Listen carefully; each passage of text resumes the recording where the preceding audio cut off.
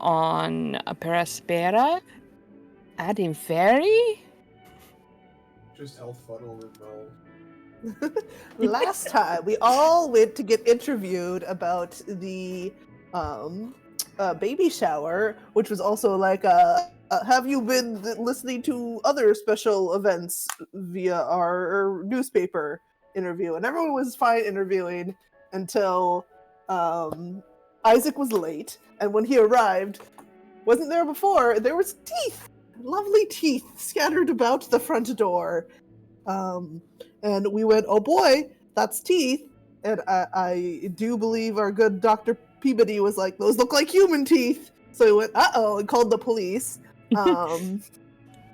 And some of them decided to follow the trail of teeth into the bushes, where they found a throbbing heart rock thing. It was a stone that looked like flesh, red, was dark, and it had a heartbeat type thing going on.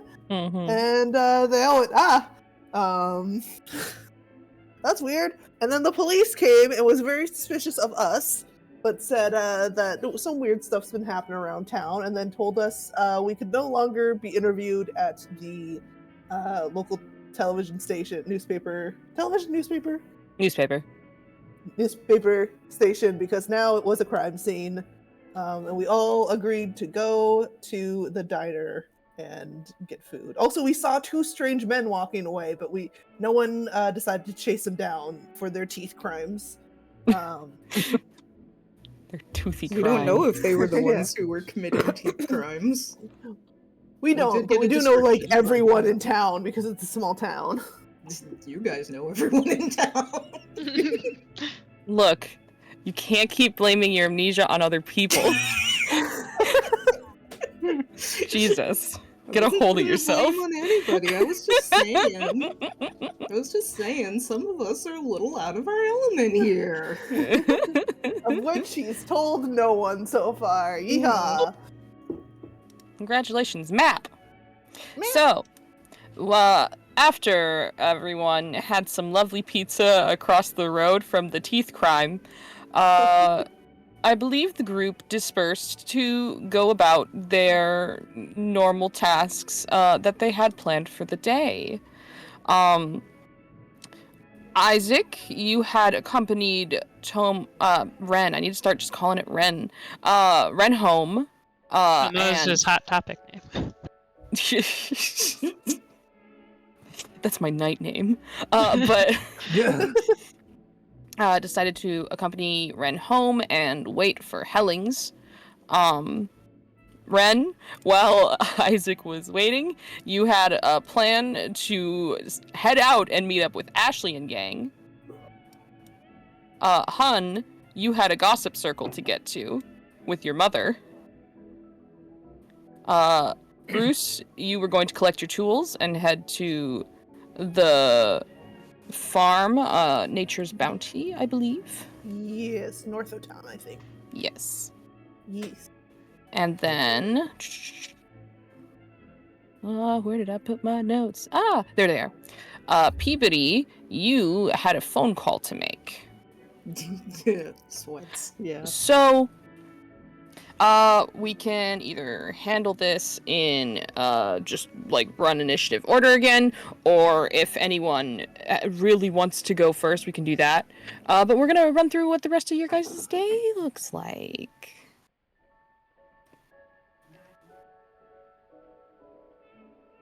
Wow. This sounds like the sound of an initiative. I think so. All right, go ahead and make some. I believe it's Dex, right? Yeah, Dex save technically in combat. Guys, I think I'm last. Pass it on me again. I ain't gonna be far behind you. Isaac. All right, let's see here. So then we'll just get a nice. Isaac and Ren go after the monster. Yep. The right. monster, which is man. So Peabody, and then we have Bruce, and then we have Hun, And then I think it makes sense to do Isaac first, since Tomo is sneaking out. They're really sneaking out when your dad's not home. What about when your mall dad's home?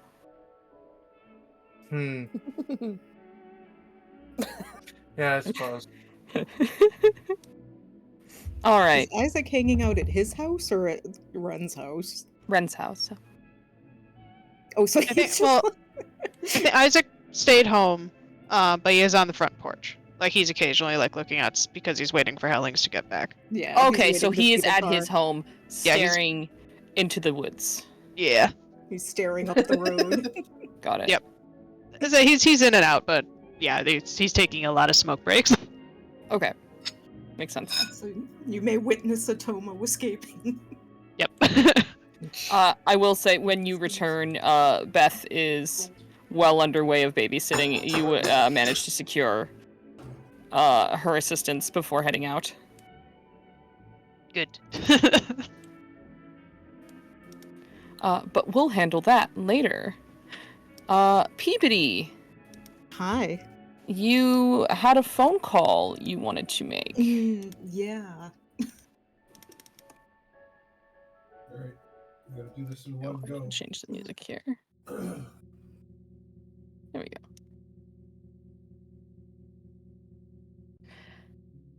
You had a number. Yeah, just don't release. One Don't that connected, I believe you are aware, don't does release. connect to your work. Yes, it was labeled work in my files. Mm-hmm. And I looked it up in the phone book, and it was the number for the family clinic in town.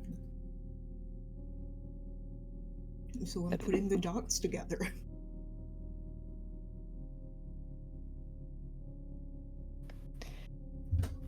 Around what time would Peabody be making this phone call? It was like early afternoon when we had the shenanigans with the interview and the teeth, correct? That is correct. So I would assume it's probably like Luna Cat. It's probably like 1 or 2 p.m. Okay. when he gets back and gets settled.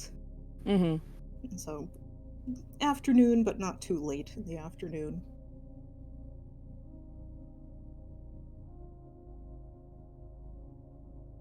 All right. And was there anything you wanted to do before making phone call? I think that is the most pressing thing, and then the rest of the time would probably just be trying to go through more records. Try the and... B-res. Okay. Then you One of you B-reses. enter. Oh, ADHD. Hold on.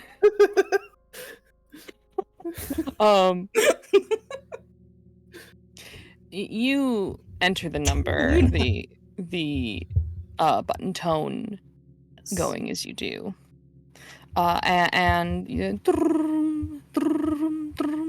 as you hear the line ringing, I should take it. and you do hear the sound of the line being picked up. Mm-hmm. And there are Got it. a few things that you hear with that. It's what sounds like Well, we'll see. Can we get the delve? distant muffled sound of heavy music. Yeah, so we did. It is dumb. And it sounds like you didn't get maybe the some paper Libra. shuffling or something like that. Like somebody moving around, Mm-hmm. just stuff happening in the background Maybe as they it answer the wasn't phone. supposed to. Yes. They're multitasking. It does appear so. And then Dr. Dabrowski, how can I help you? Afternoon, Peabody calling. Oh. Hey, Peabody. How can I help you? I just wanted to double check on the schedule coming up for the week. I forgot to write everything down. You? It happens, I know. Even God's fall. Sure. Let me go check in the office quick and I'll get it for you. Do you mind if I put you on call quick? Or not call. It's been a long day, Peabody. Hold. Go right ahead. Cool. You hear the hold tone, and you're there for about a minute and a half. It's not too long of a wait. And then you hear the line come back on. Okay, and you hear the sound of shuffling papers. It looks like you are back on... Let's see here. Wednesday next week for the clinic, and then next town over starting next Saturday. He will retrieve the notepad that he had in the kitchen and write that down. And then you have your hours and everything, right? Can you run those by me again? Oh, sure, the usuals. On... Let's see here. Shuffle. Okay, on Wednesday, you are in 6 a.m. to 6 p.m. And then it looks like you're on the mornings for the next 3 days after that. You have your day off. And then you swap to nights. Got it. Thanks for clearing that up. No worries. Are you enjoying your vacation so far?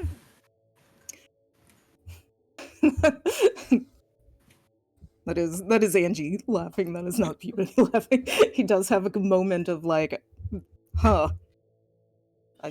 He's trying to figure out why would I take vacation this time of year, and then will actually answer. It's been a strange start to it. Yeah.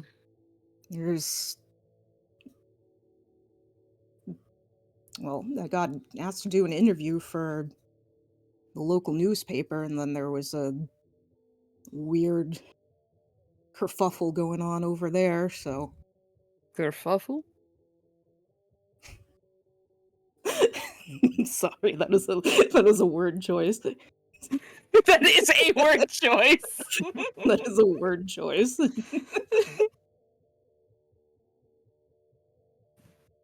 Yeah,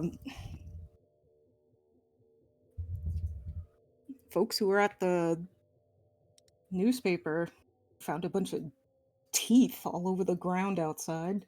So, cops are taking care of that now.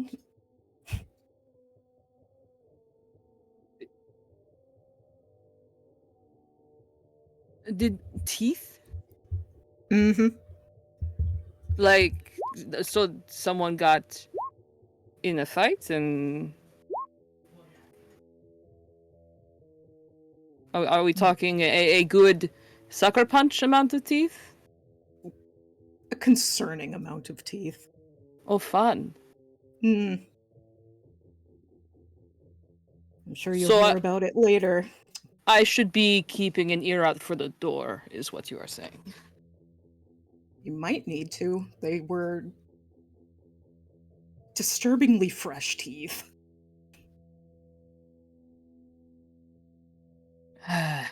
You hear the music gets turned off. You sure you don't need an extra hand on? It's a little tight, I won't lie, what with Nurse Nancy over at the hospital this week. But it's quiet.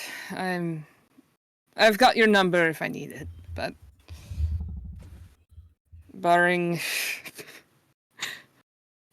a visit from the mayor's wife, I think my job will be easy. All right. Well, keep me posted. Will do, will do. I don't want to take up any more of your precious time and or your thoughts of teeth. So you have a good one. You too. Enjoy the rest of the evening. Yes, he just says as he hangs up. I almost left the Discord call out of principle. It's just ingrained into I literally had to stop myself as I saw my hand like hovering over the leave button. I'm like, I'm not leaving. No, I'm not hanging up. I'm not going anywhere. I'm only pretending to hang up a phone call. I'm Your pretending to be immersion in your doctor, man. characters is impeccable, Bree.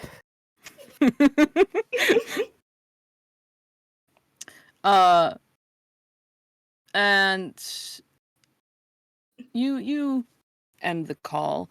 With that, could you do me a favor and roll me a 1d6? Yeah.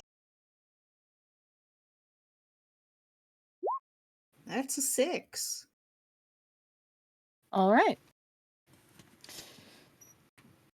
You complete the call, and the house is calm. Following what transpired earlier, perhaps even shadows seem a little threatening. But nothing occurs. And as of the moment, Peabody, your evening continues undisturbed.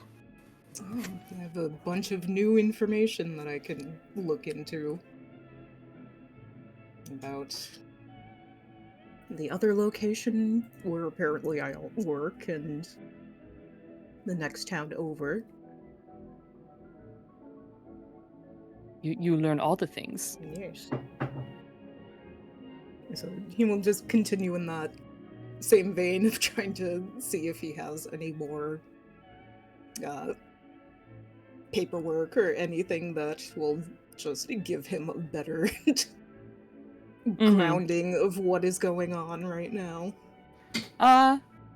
Go ahead and make, let's say, a control roll to see how that goes. And then once we get you the results on that, we're gonna hop on over to Bruce. I may ask for typed out of the couple names that came through. Yep, can do. Yeah. That's a big fail. You have new information, and you're like, all right, now I just need to look up this and you pull out what you'd assume would have the map of the local like towns over and things like that, and you kind of pause and you think, I didn't specify a direction, did I? There are towns. There are several different towns in many directions. In many directions, exactly. And you are left looking at that phone number, wondering, am I gonna do this? Like, how does one call again?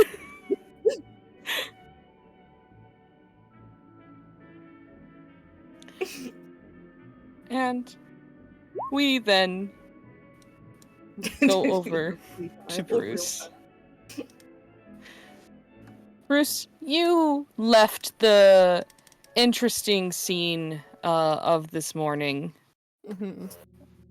And you had plans for today. For the remainder of your afternoon. Good Samaritan you are. Yeah. So run me over this. What all things are you bringing? What time? Are you just heading over there? How does it work out? He was gonna just grab his duffel bag, which has his mechanical toolkit in it. Okay. That he uses for the mall, generally, but it's like his kit, so he takes it home with him. And just head over and be it's kind of to check in on him, a little bit, but also just like, hey, if you need like your screen door replaced,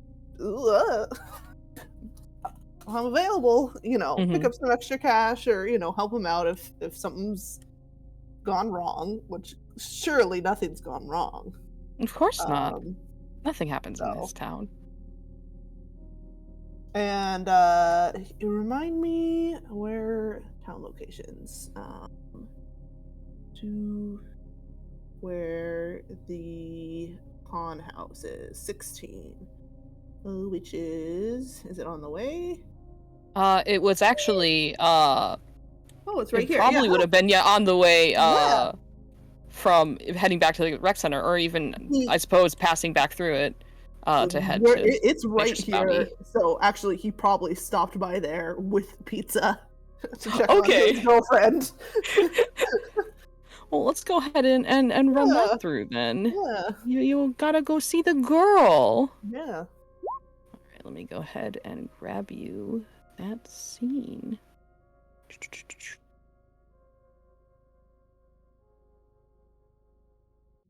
Oh my god, so many locations. Come here, pawn shop. Psst, psst, psst. There we go.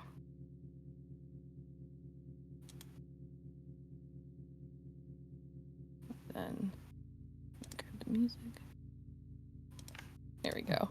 You enter, and over the speakers you can hear pleasant music Mhm. playing. Though it, as you know, over time, the owner of this facility,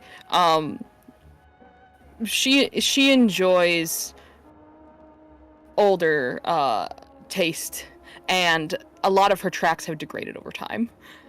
The static on the intercom is palpable.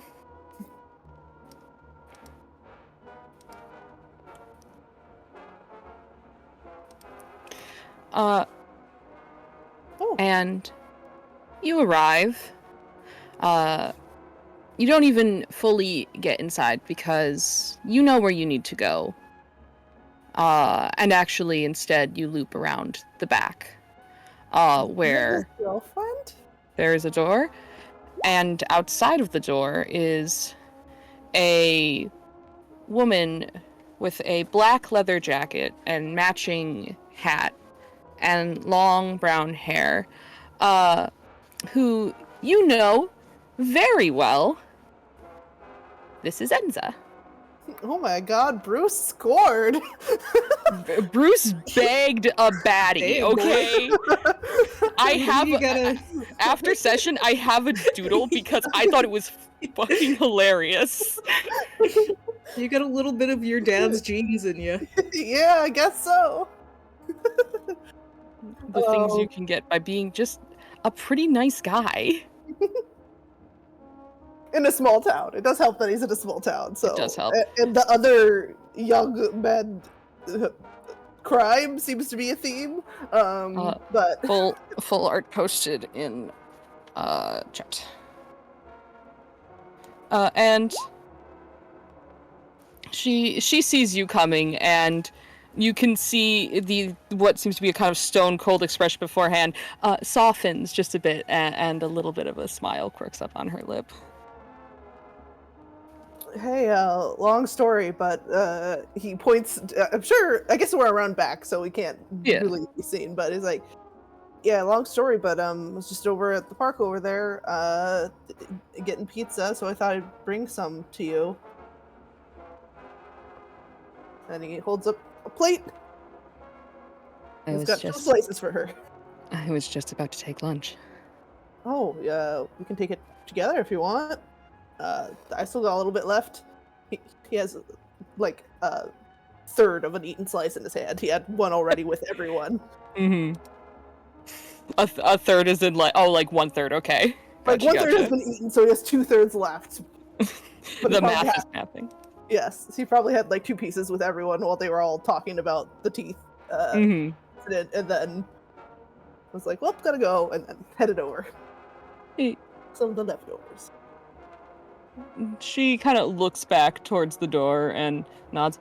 Let me let Greta know. Mm-hmm. Yeah. And she opens the door, and you can kind of see flash of the interior within, many different objects lined up in a way that is haphazardly organized. Like, there's some amount of semblance to the chaos, but once you get to a certain amount of objects, you start hitting max capacity and you start needing to get creative. And does Bruce wait outside or does he go in? Just to clarify. He's probably like, he doesn't go in, and he probably like steps inside the doorway. Because I think he's probably a common sight there. You know, Yeah, so he doesn't feel like he's probably is. intruding or anything. But he doesn't like search the, you know, he doesn't walk the many hallways of goods.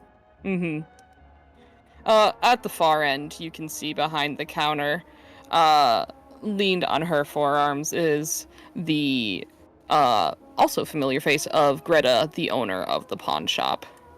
And you see Enza click her way over there as her, of course, matching cowboy boots go against the tile.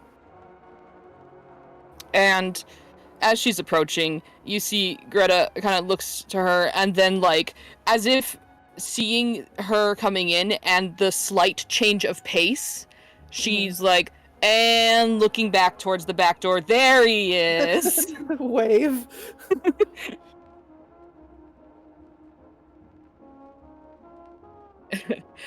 Do you want to come in, or are you staying out? Oh, I mean, we were just gonna eat back here, but I mean, okay. And he after being called out, he'll shuffle on up to the front. How are you, Bruce?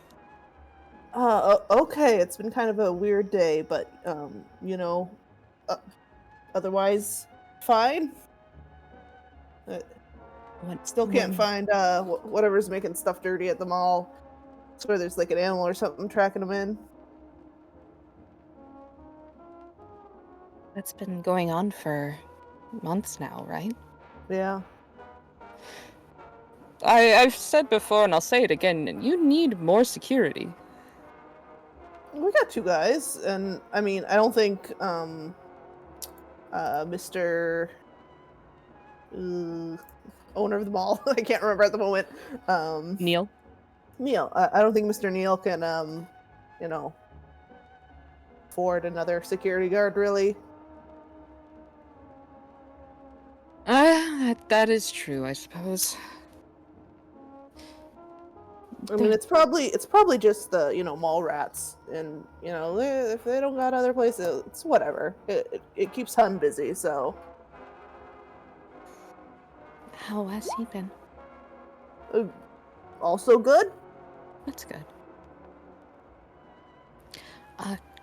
Greta, we were actually going to go out to eat. Is that? Oh, yeah, that's okay. Go, honey, go. I can handle the shop alone for about 30 minutes. There's no worry. And she smiles and winks and says, no, get out of my sight. Go ahead. Skitters. She follows after you. I want to clarify, how tall is Bruce? Bruce, I believe I have it in here. Bruce is 5 something. Oh no, I didn't write it down anywhere. I thought he was a tall boy because you thought it was funny for yeah, him to be taller than I. Papa. Oh yeah, he was like 6'3", wasn't he? He was one of those kind of awkwardly big guys. Oh, he is? Aw. Do you match your girlfriend? Yes. Power couple. You have inch on her. Oh, but she wears boots, so she does wear boots. And so the 2 of you head it back out, and it's only once the door is closed and starts saying, "So, what was the thing you were talking about?" Oh, so he hands her pizza. He says, "Thank you." So, like, I was invited to like get interviewed by the newspaper about the baby shower that's going on. That is weird. She takes a Yeah. bite from the pizza. Yeah, apparently it was just like supposed to be like a random sample. Like, I think they're trying to like test how much the town is reading the newspaper. They asked us what stuff we've heard of. And I've heard of most of this stuff, and I read the newspaper, but mostly, the church, whatever we go to church, everyone chats about what's going on in town, so that's where I heard a lot of it. Anyways, off topic.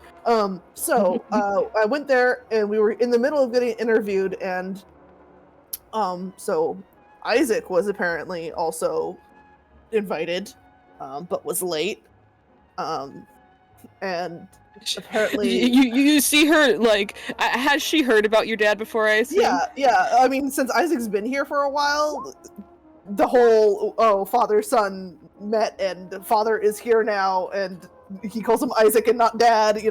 Yeah, she just without saying anything, she just kind of half rolls her eyes. But yeah, apparently in like it was, I don't know, 20 or 30 minutes between when we went in to get interviewed and when he arrived late, there's like a bunch of teeth on the ground by the newspaper station.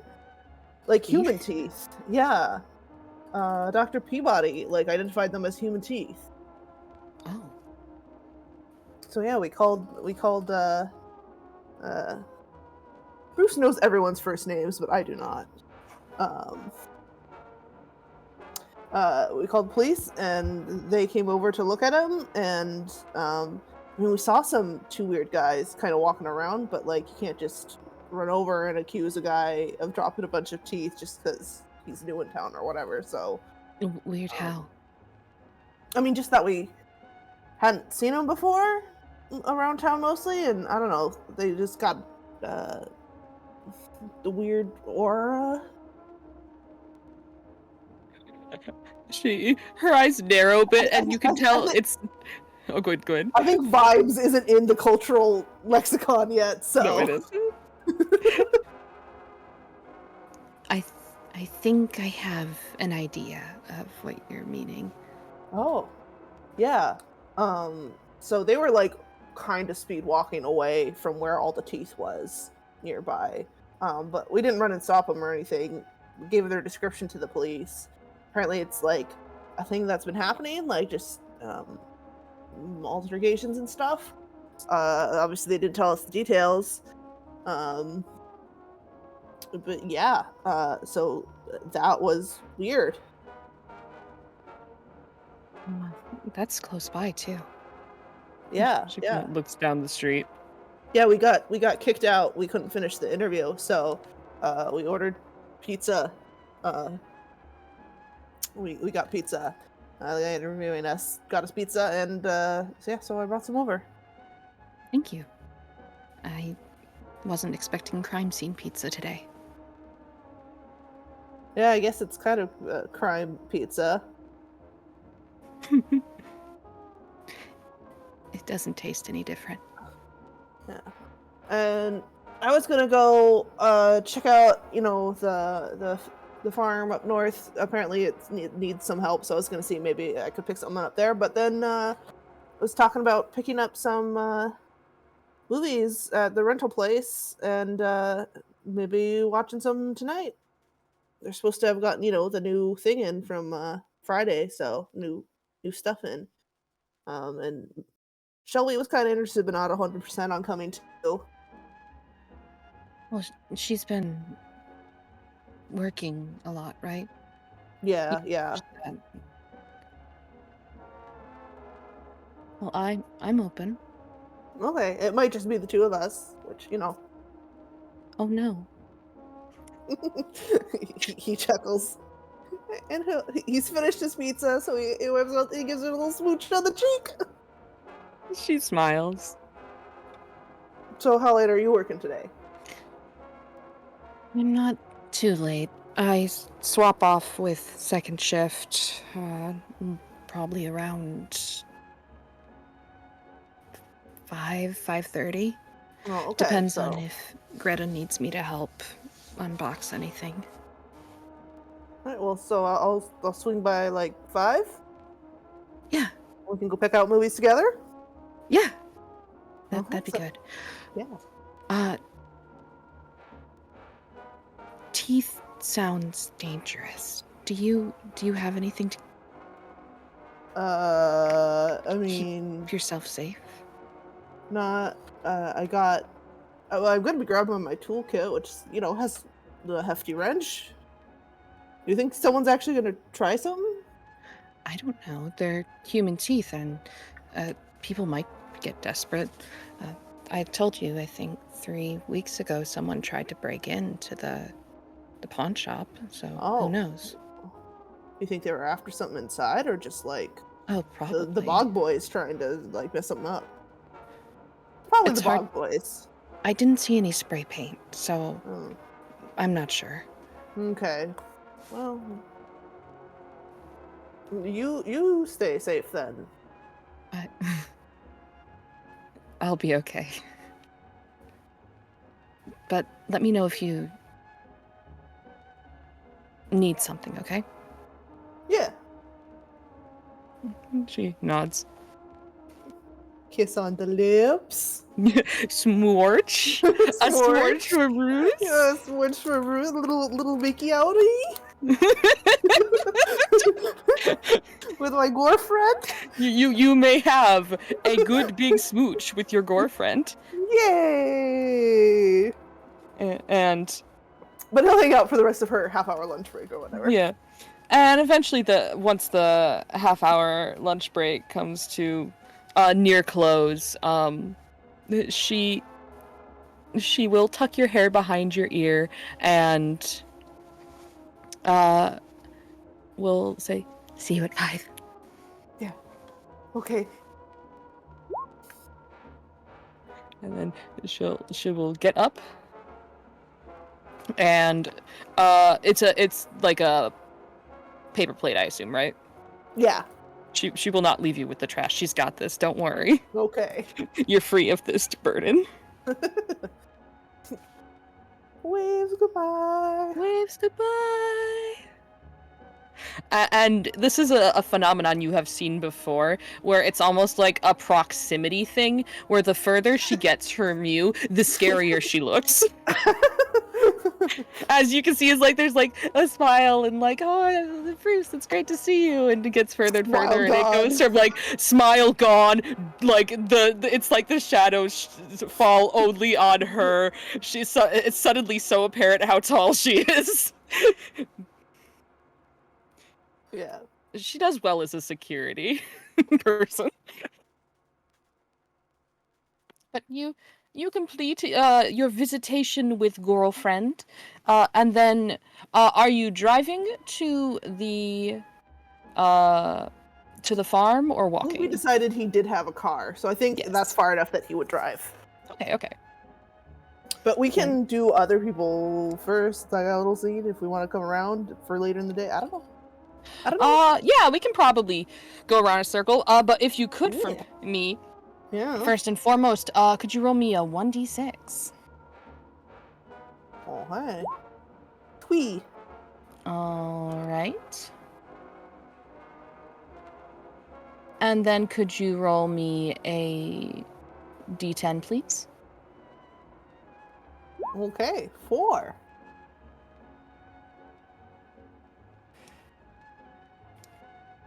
All right. Thank you so much. Okay. We'll get to that. Okay. Okay. Don't worry about it. Not concerning at all. Let us go ahead and swap C over. I do need to deposit a Greta into chat.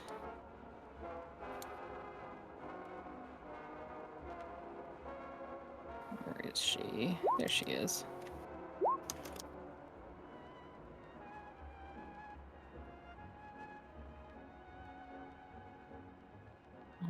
Alright. Happy birthday, here's a Greta. And next on our itinerary, I closed the thing, so I don't know. I think it was me. Turn order. Here we go.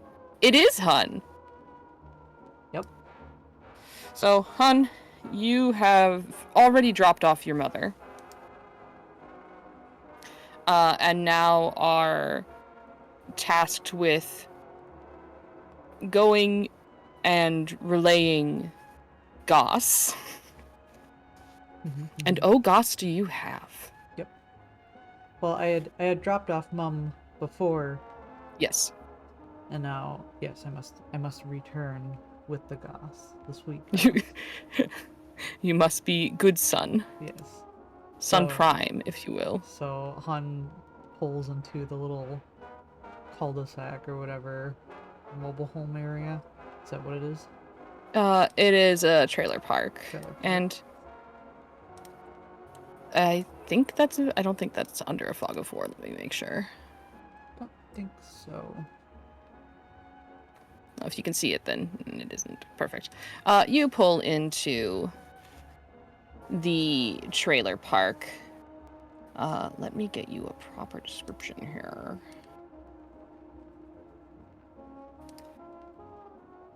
And as you do, you have made this drive plenty previously. So you know where to go. You don't have any trouble knowing which turns in this small circular area to go. And as you drive past, you see the combination of like permanent manufactured homes, some RVs, and some campsites. This place is almost a combination, a hub of all of them. Some of the manufactured homes look more worse for wear than others. But there's one that always, compared to everything around it, shines like a beacon. And that's where you're going. Yeah. That is Rua's home.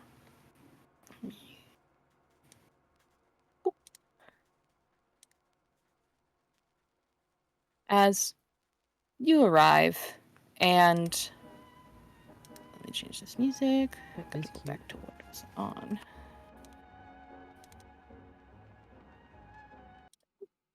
Okay, perfect. And you see the unit that is old but well maintained. It has a fresh coat of paint both on the walls and trim, and there's just the level of care here is something that all the other buildings really lack in comparison. You see that on the door there is a single iron padlock, but because you visit here often, you know that the key to that padlock is under the second stair, taped on the underside. That was the one I commonly use. Yes. Okay. Then hopping out of the car, probably like an old Buick or something, I don't know. Mm-hmm. Trundle on over, and I assume like there's no little tasks he needs to do when he has to enter, or does he No. like have to pick up like the paper or anything? Rua prides herself on being pretty independent, despite her age, and so no, it's something that you don't have to do much. You just are welcome in. Okay. He will pick up the key and click click. And I assume The he has to padlock return comes the key, undone. right? Or does he return it after he leaves? you return the key after you unlock it. Okay. He comes in. And you enter the quaint, old cottage-like home, and inside you see your mother seated comfortably in a wooden chair, and then seated at the table is Rua, very old, perpetually hunched in a white shirt with overalls, and near the door you can see are some freshly discarded work boots. It seems like they had just been in the garden not too long ago. Is it still light out or is it dark now?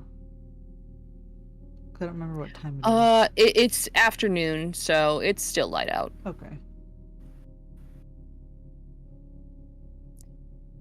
And you kind of hear the two of them talking even as you're starting to open the door, and then the conversation hushes for a second, and your mother perks up, and then Rue says, "Oh, hon, come in, come in. Hi, Mum. We were just talking about some of the strange things that people have been seeing around town. Strange. And, have you not heard anything?" oh, I've got a story, actually. Raises an eyebrow. Your mother leans forward. Well, we'll close the door first. I knew he would come through. I said he would. I didn't say he wouldn't. Right. So, and when he comes in, like, is there like a little hook for his hat that he probably puts it on? Yes, there is a hook for your hat. Puts it there, you know, boots off all the stuff it's supposed to do. And he'll take his seat in what I assume like is his designated spot in the gossip circle. I'll let's say, do you want your designated seat to be at the table or like the blue chair in the corner? I think blue chair in the corner would be kind of cozy.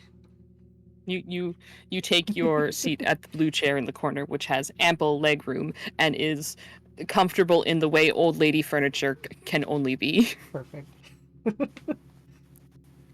Did you want tea? If I have some, yeah. I'm always brewing some, yes. You tell us about your story and I get you a drink. Right, story. So, there's a normal gossip that I got a little bit. And then there's what happened after, which is actually along the lines of the weird thing. So I suppose you want that one first, even if it's the most interesting part. Order of operations. What is their order of operations lead up to the best? Yes. Right, so went in for the interview. And it's not just me, it's 4 other people. He's been taking batches of 5 people, talking to for the paper. And it was supposed to be kind of a round robin thing, questions and answers. So what it was asking about was let's see if I can remember. Really quickly for context. Yes. He.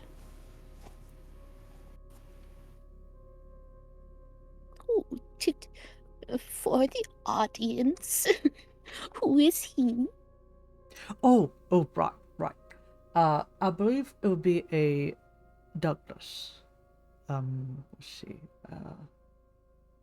He gave his last name, right? Oh, yeah. What's his last name again? Gray. Thank you. No worries. Han would steel trap this because his mom would ask. Douglas Gray, the reporter for the paper. Oh.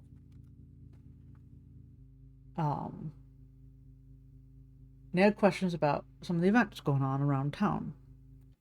Events being the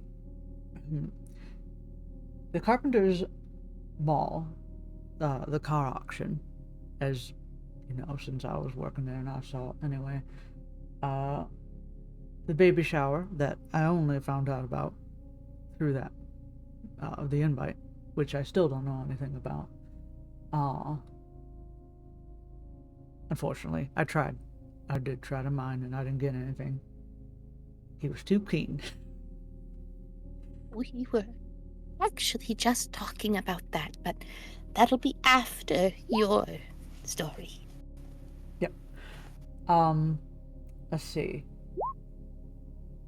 The out of character, was the name of the shower on the invite too, or was that addressed in the with Douglas?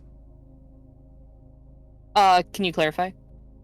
The, Like, I'm not sure what the that it question was is. Bria's baby shower. Yeah, Like that was on the invite already, right? Or it wasn't? I don't remember. it was. Okay. Right, and then there was a bit about a book sale. Something about 2 weeks ago.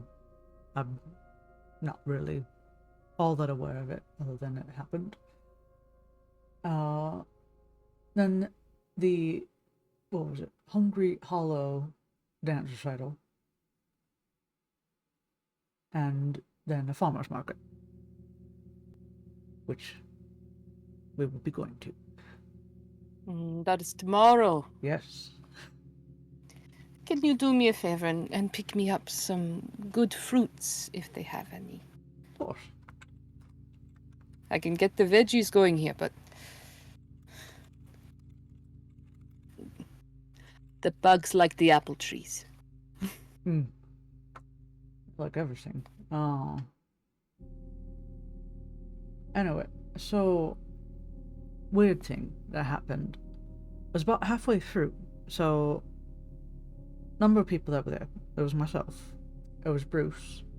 It was Ren. That'd be fuck, out of character, trying to remember, but I can't remember his first name. Hellings. Matthew, right? Matthew. It's like, wow, I'm so used to calling him Hellings. That's Matthew's boy, isn't it? Yeah, that would be Matthew's boy who was there. And let's see. There was an Alistair Peabody. I'm not too familiar with him. And Shakes her head, not able to recognize the name either. Your mother seems pseudo-familiar. And then Isaac, who was late. But the weird thing happened when Isaac came, because he was late, so when we first walked in, doorstep totally fine. All the ground by it totally empty. When Isaac comes in, he bursts through the door, and he says there's teeth out there. We go out, and there's teeth all over the place.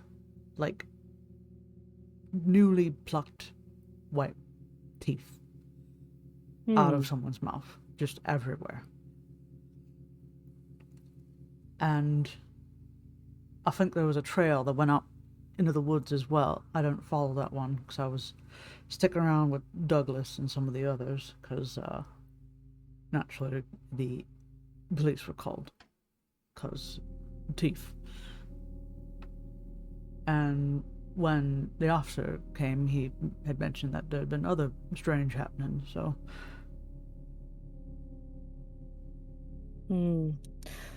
Did anyone touch the teeth? I did. Oh. Harrison Han. Fresh teeth are known to be bad luck.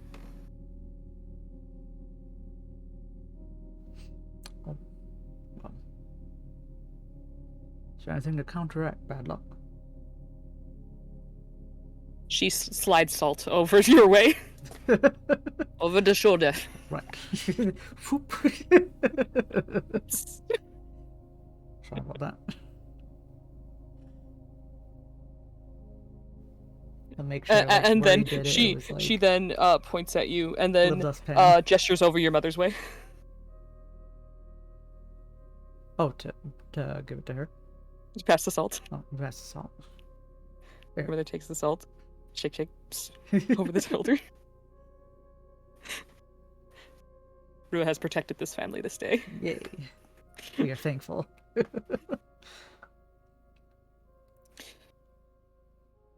So, who did the teeth belong to?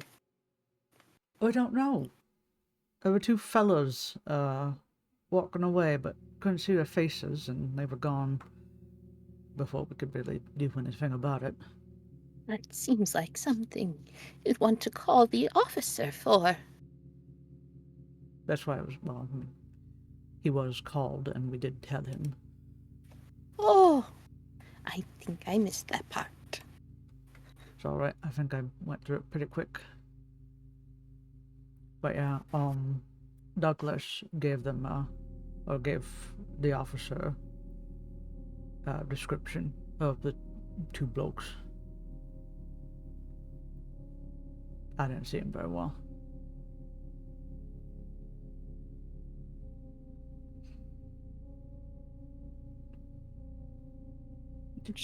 They both seem to kind of be turning this information over. Did Hun get some tea? Yeah, you have tea. He sips. Comes over and hands it to you, and the sound of ambient jingling of all of her jewelry as she does. And that's something that you can see that it's a trait your mother seems to appreciate, because you can see as her head kind of tracks the sound. Mm-hmm.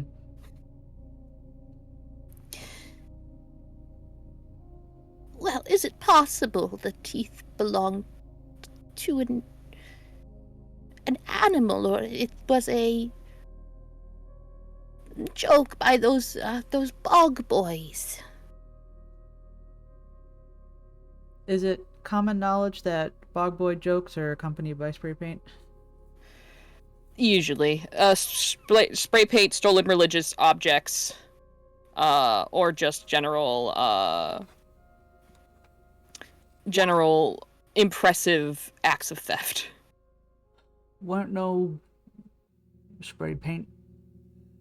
Weren't no theft. Too many teeth. And certainly looked like a person's tooth, the one I picked up. Hmm.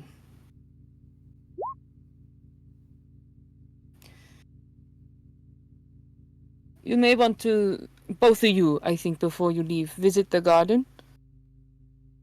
If this is what's going on in town, you want good energy. Okay. Just in case. Will nod in agreement. He will accept. So I wonder. If it isn't the bog boys, it needs to be someone who is walking around. You said you noticed those two men, but you did not make them out. Right. Did you get a height or a shape? Can I roll for that? Sure. Go ahead and roll a control. So I didn't roll before. Okay, control. 10, 14. I should think if you saw them, there had to be something. And that's after he relayed. Oh, he then relays. Okay. Yeah. You relay that they seem to be of large frame, and some of the details that Peabody had noted at the time as well. Mm-hmm.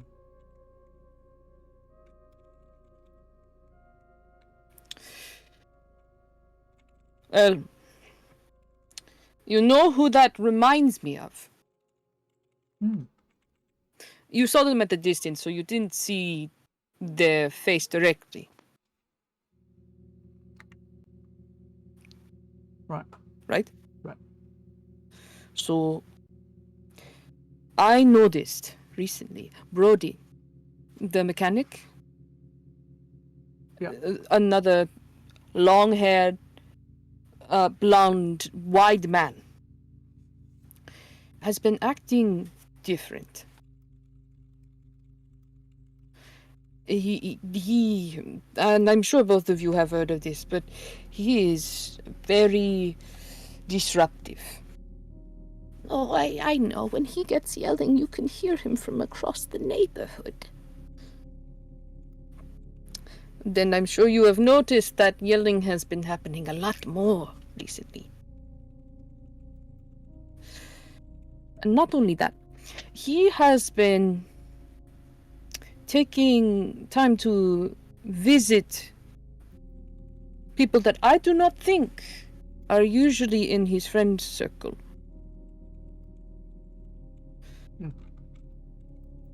Especially the roses. Your mother and I were talking about this before you came in, about the fact that the roses left for a bit there. Just seemed to drop off the map.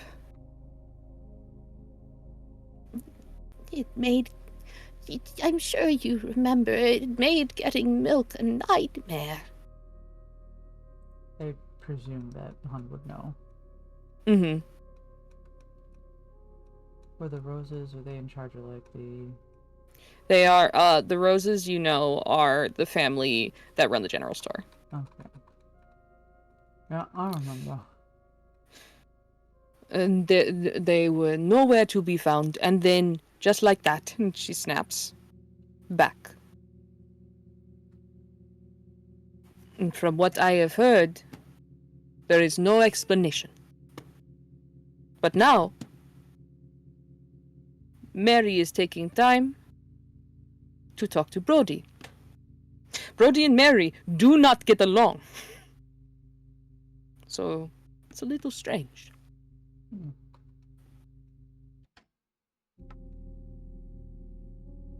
Not sure who I could talk to try to get more information. I suppose I could keep an eye. There's Miss Francis. Aside from us lovely ladies here who try to be ever vigilant, I think she would be the better one to talk to if you have questions. Right. They have been going to the Emerald Scale, so she might have seen them. That is true.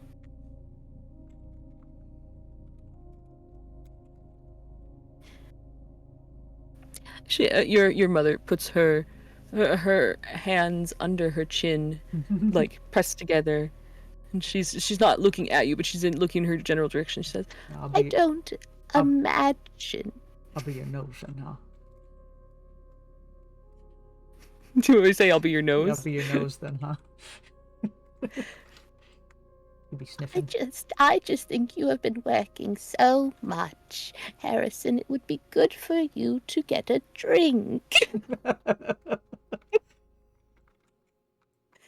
Right.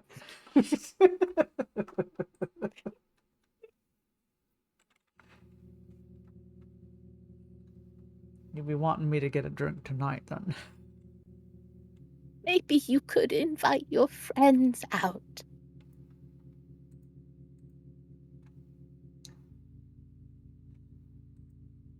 I suppose. She sounds so forlorn. Spending time with my friends? My friends. No.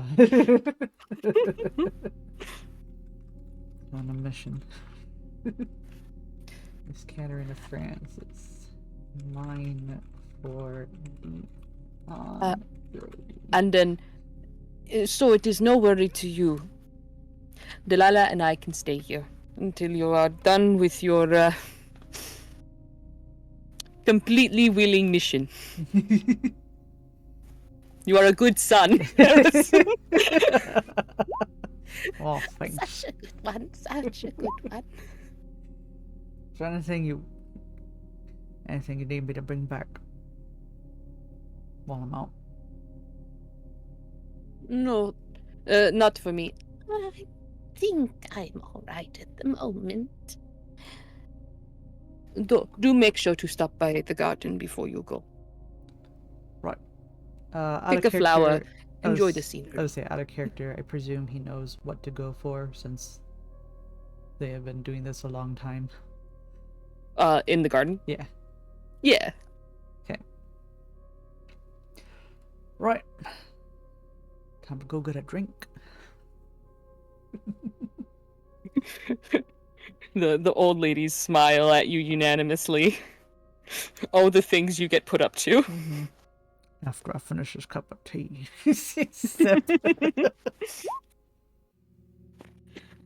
And after your tea and on your way out, you visit the garden that is teeming with all sorts of greenery and flowers. And there is a marigold, of which in the past is one of the several flowers Rua has invited you at any point if you feel the need for good luck to pluck one and take it with you. He does. And you now, because you have visited Rua's garden, you do gain, let me remember what it is called. Let me get in your sheet, let me get in your house. He tucks the flower into the brim of his hat. Aw. Oh, it's stopping me. Allow pop-ups. There we go. Or like into the little band around the hat. Aw, that's cute. I'm sure it has a band. If it doesn't, I'm sure he figures something out. I mean, it's wicker, That is right? wicker, It's like, yeah, he could weave it into it. you could easily just get it through the little hole if you need to. Mm-hmm. Oh, why does Roll20 fight me so? Well, I cannot open the character sheets, it seems, unfortunately. The citizen list or us? You. Me. So that I can reference it, so I can give you the correct terminology. Okay. But unfortunately, it says no. I'm gonna try and refresh and see if I can convince it. But basically, I think it is, if I remember correctly, it should be located under... Oh, now it's working. Okay, here we go. You gain a stability. Hey. Boop. And you will keep that so long as you have the flower. A. My marigold. Though it is to note, if you use this ability, you do not get to refresh it because you have the flower. It's Yeah. just as long as you have it, the stability stays. And you depart. Me. We'll go ahead and hop, skip, and jump over to Isaac. It's Ren Fun. first, right? No, Ren's after. I rolled a 19. You both failed, so technically it's just order of operations. Oh, okay. However, first things first though, Han, can you roll me a d6, please?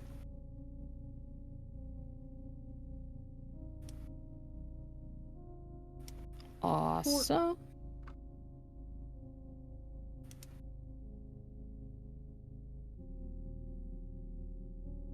And then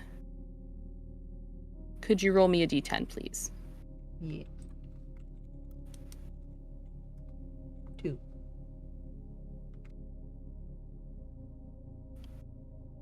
Okay. On your way out, you pass a poster hung on a telephone pole. And it is for Snickers the dog. And on it is a heartfelt plea for anyone who sees this poster to keep an eye out for Snickers, who has been missing for 2 weeks. Okay.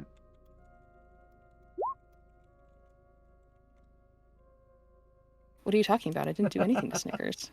Please keep an eye out. If you have any information, let them know. And who does Snickers the dog belong to? Snickers the dog. Oh, 1 second. Let me grab the citizen list so I can give you the right name.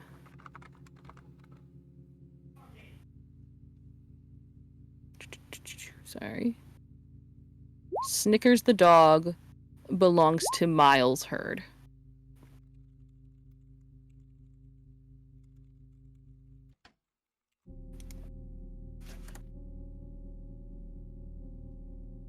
I just kind of have given that a glance as he moved on. I'm sure he's passed that. Has he passed that poster a lot, or is this like new? This poster got put up roughly, I would say, let's see, the dog's been missing for 2 weeks, so that would be probably, it was put up around the same time, roughly 2 or 3 weeks ago, I think, if I'm thinking of temporal time correctly here.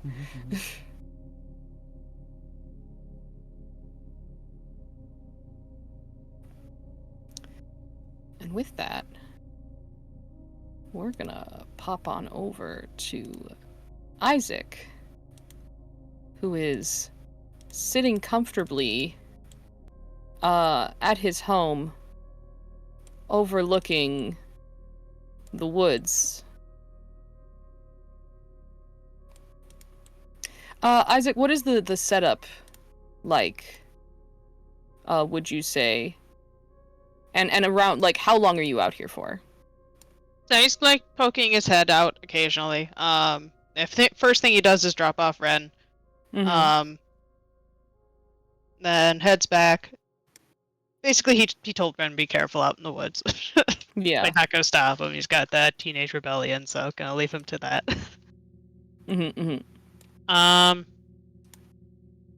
But yeah, then he rides back to the house. He pop in to make sure, like, Beth is handling the little chillins well enough. You see that Beth has managed to get all the kids except Vivian, who, because she has oldest privileges, is allowed to do what she wants, to play Trouble.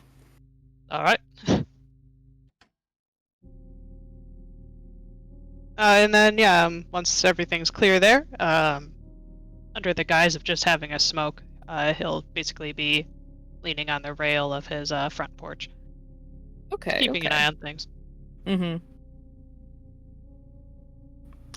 And is there like the newspaper from today? The one that would have been delivered, I don't think it would have been delivered today. It's usually delivered on the... Oh wait, is it Sunday today? Let me check the... Saturday, since the market's It's tomorrow. Saturday, so it would be delivered tomorrow. Okay. Definitely gonna have to keep an eye out for that. And then could Just you... gonna ominously stare into the woods. You stare into the woods. Can you roll me a d6, please? Oh. The wood stares back. Alright.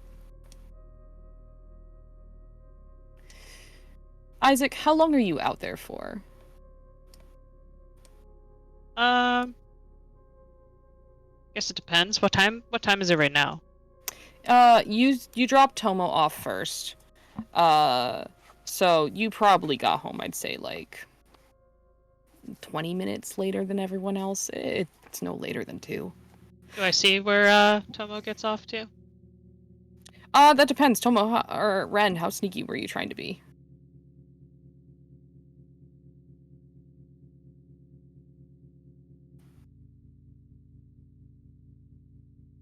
Ren. You're muted, Nikki. Nikki. Now she fucking dead. Nikki is dead. Nikki remains dead. I'm gonna say that you don't Alright. see where he gets off to.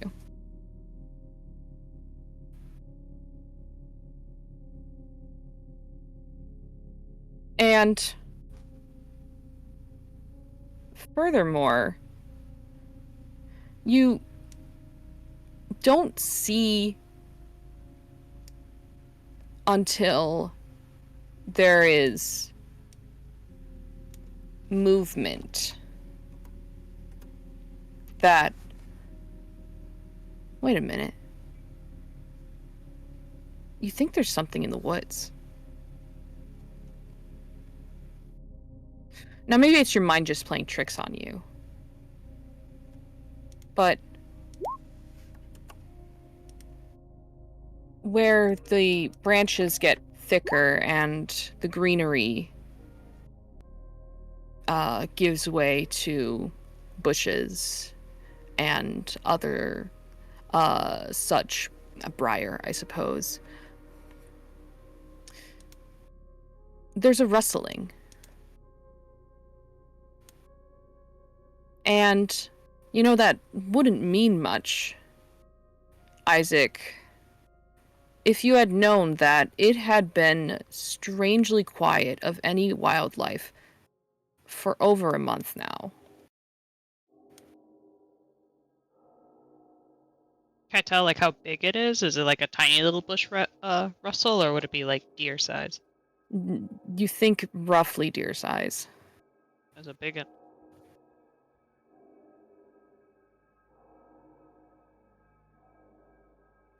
And he's like he kind of exits his because he's like full leaning on the railing, but he's kind of like props his hands up on it, more attentive. Mm-hmm. It's like fucking hell. He's squinting to see if he can get a better look. And you're leaning forward, trying to get a better look, as you catch a flash of something parting the bush.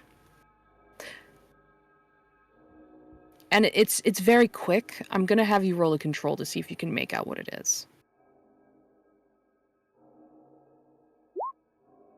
Dang it. A pale flash of something, it almost like a tuft, or it seemed a little more solid than that. And it kind of broke through, and then just like that, it was gone again, back in. And it was low. It was low to the ground, no taller than your knee. But like big. It wasn't a bunny, that's for sure. Where in the woods can you ping the general? Sure. County? It's around here.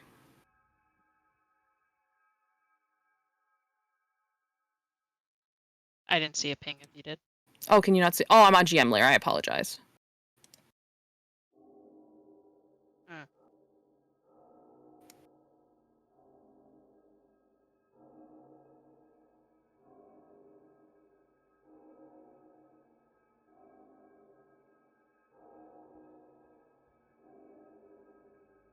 He's just gonna grab his sword stick that's been leaning on the railing. Mm-hmm.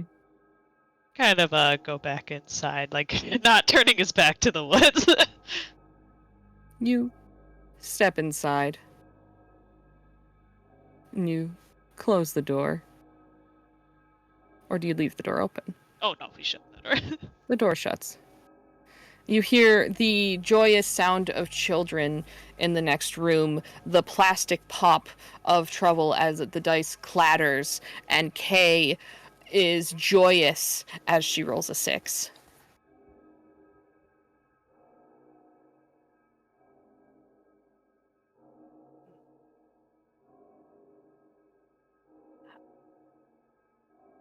Dad? Second, I gotta go check my notes here quick.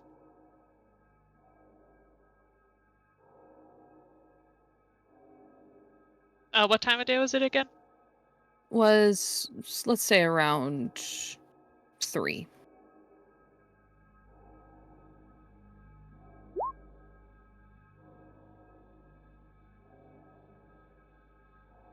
Yeah, he's gonna. Which one called for him? It wasn't a call. It was nearby, Yeah. behind you, as Vivian is standing, and she's kind of looking towards you. Hey, hon.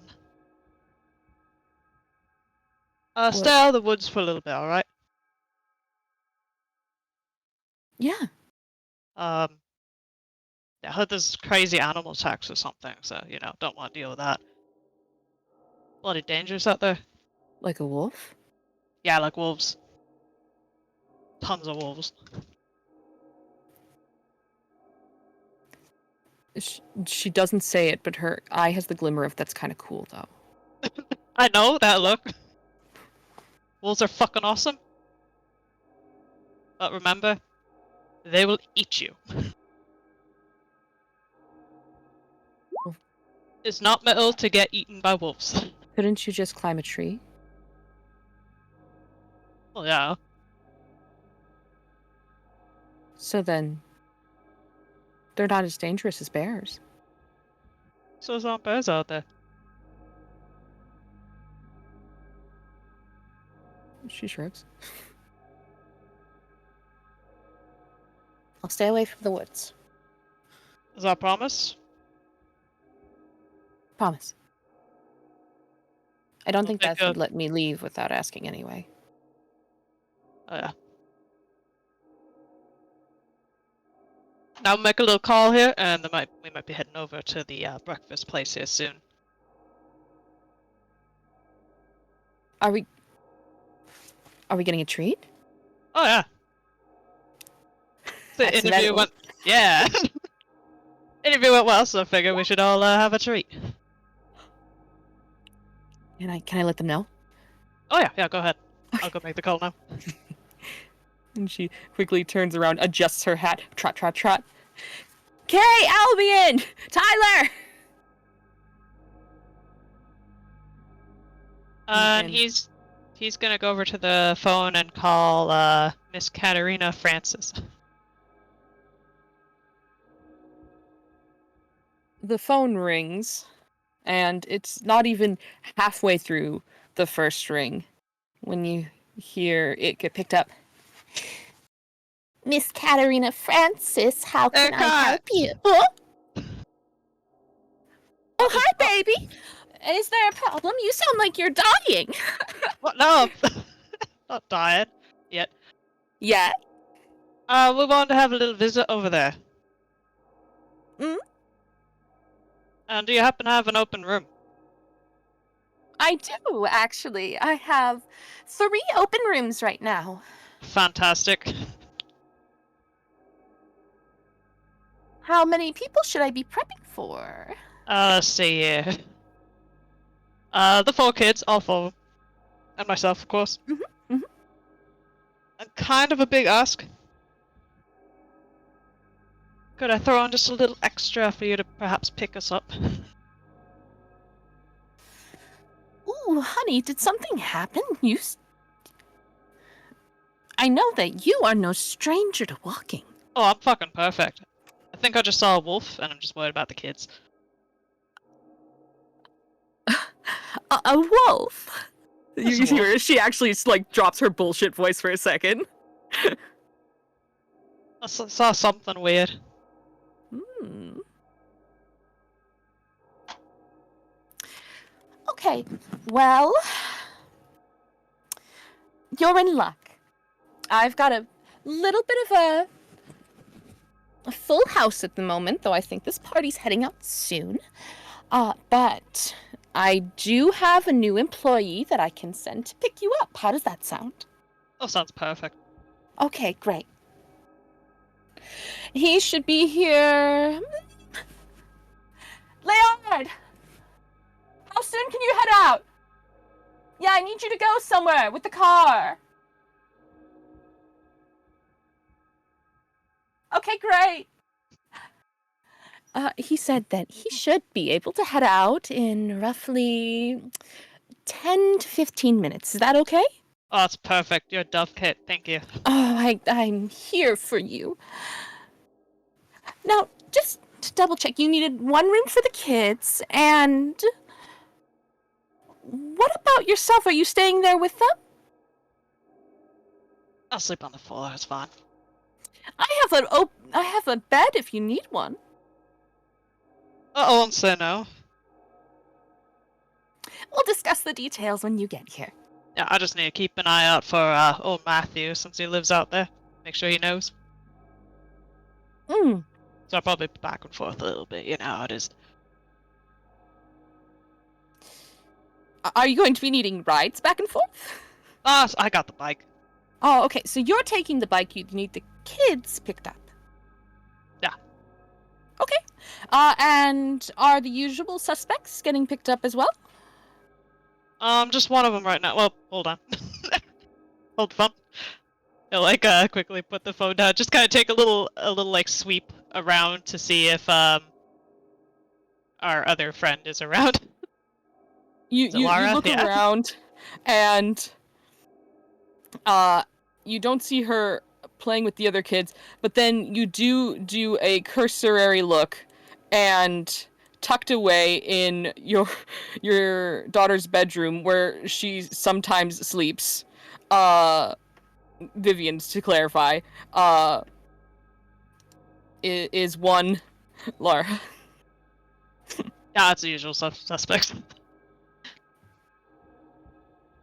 All right, I will make sure to have the room ready. Concerning Laura, you might want to call her father. I don't want to be charged with kidnapping. I guess I should. All right, you got this. I know you can make calls. You're good at this, baby. We'll see you in a jiff. See you in 10? Oh, See yeah. you. Alright. I just gotta call the mayor now. It's just gotta casually call the mayor. So he goes and redials the mayor. the phone number that you happen to have because one of their children frequents your home.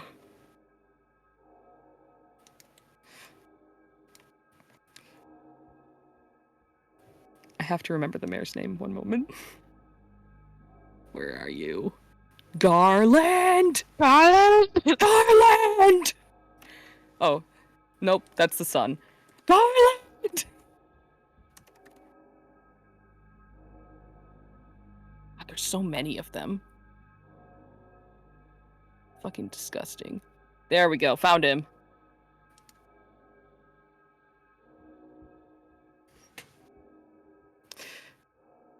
And then you hear the phone pick up. This is Mr. Garland speaking. Terry. Just let them know we're going over to the Emerald Scale, and, well, Lara's here.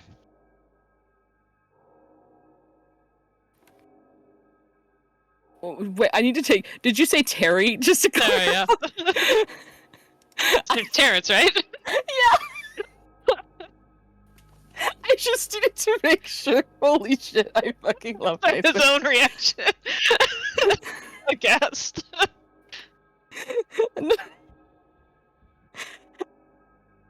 I will say the laugh is the pause and laugh is definitely in character. All right.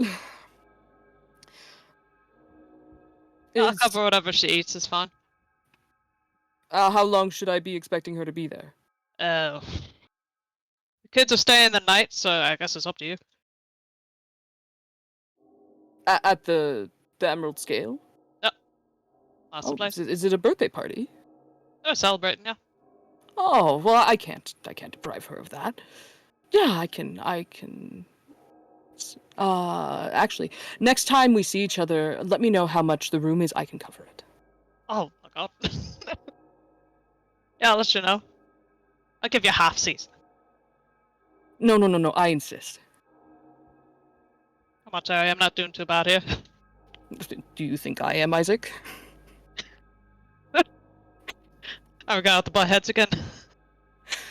We might. I'll butt heads with you later. Alright, see you soon. Well, not soon, but later. Yeah. Good luck, my Aaron.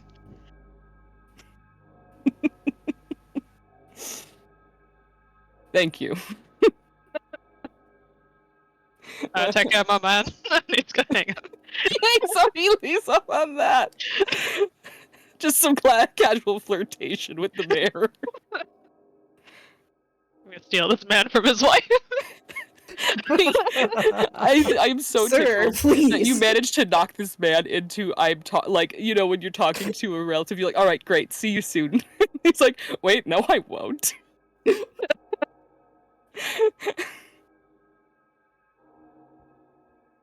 Fantastic.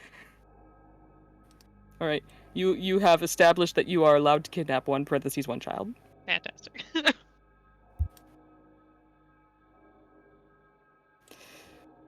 And we will address where that goes in a bit. But first, we have one more person who's leaving their home. Ren, are you with us? Does Isaac have to do a rolly roll? Nah, it's all right. No D6 for him? He Don't already worry. saw something in the woods. Don't worry about it. That's true. Nikki, are you here? Niku.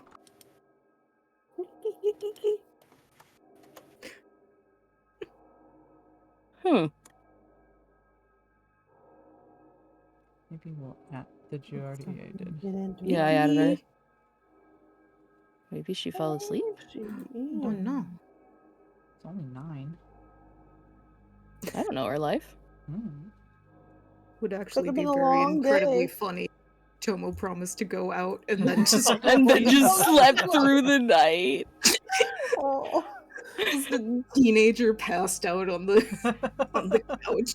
It's not That's even wholesome. nighttime though. Tomo was returned around like what, 2-3 o'clock. He's sleepy, okay? He's a growing boy.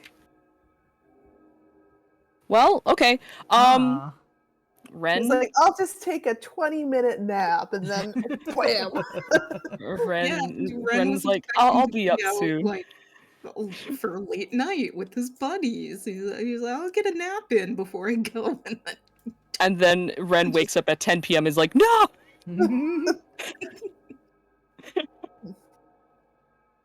Not only is his sleep schedule fucked, but he also missed the meetup. Alright, well, bye, Ren. Oh no. The boy. The boy. There he go. Hey, so, quick question. Mm-hmm. Before I steal the mayor from his wife, whose baby shower were we going to? You were going, well, you haven't been invited, for one. That is brilliant.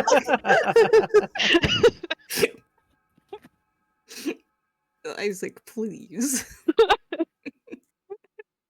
You're just like Terry's fucking mind. Ren's the only one who's been invited, actually, right? Yeah, Ren is Yes, the only Ren is the one only one who's- invited.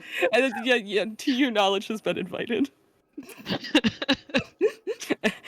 Jump cut once again to Red snoring on the sofa.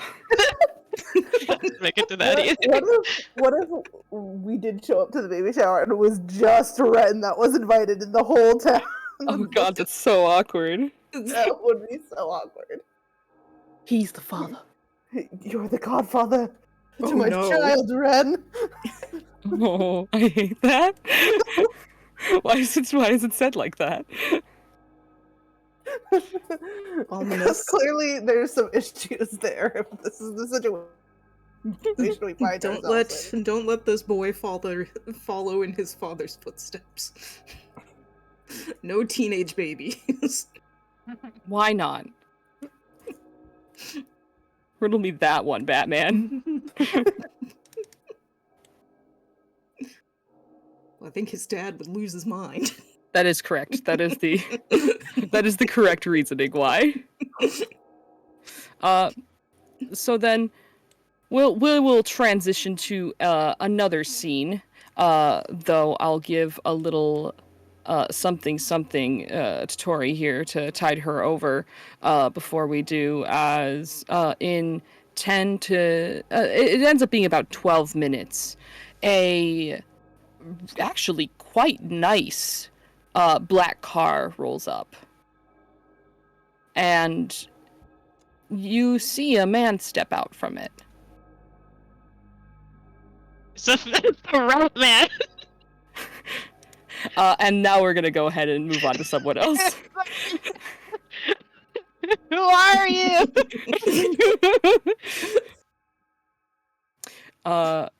So then You get to meet the rat man of your dreams, Isaac. Does he have a wife I can steal him from? Why do you need to steal them? Can we talk about Theme of tonight. Peabody? Yes, hello. Hello. You are in your home. You Yeah. have failed to look up more information Yep. and are stuck in an interesting predicament here. He's having a time. Yeah.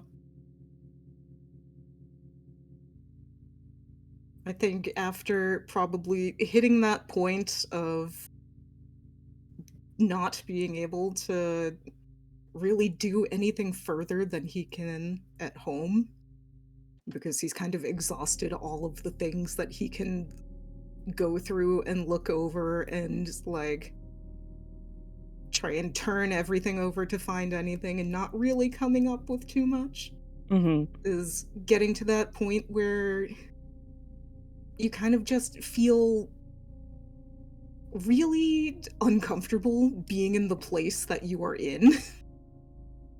And it's like, I need to leave for a bit. I need to get out of the house for a bit. And he's going to grab his car keys, and he's going to grab a jacket, and he's going to go out for a drive around the town. All right. What direction are you driving in? Let's see. I drove through part of town to get to the newspaper. And I also got really lost going there. You did. He's going to go the opposite of whatever direction he started in this morning, and just try and do a loop around town and familiarize himself a little bit with this place that he's in now. Okay. So then going the opposite direction, let's see where you are starting from. There. So, last time you ended up at the mortuary accidentally. Yes. So then that means that you went down towards the main road. So then instead, it seems like you're kind of going this direction then, kind of like towards the pawn shop / Yeah. Okay. Is it? Yeah, so I guess the first time he went towards the highway and got turned around.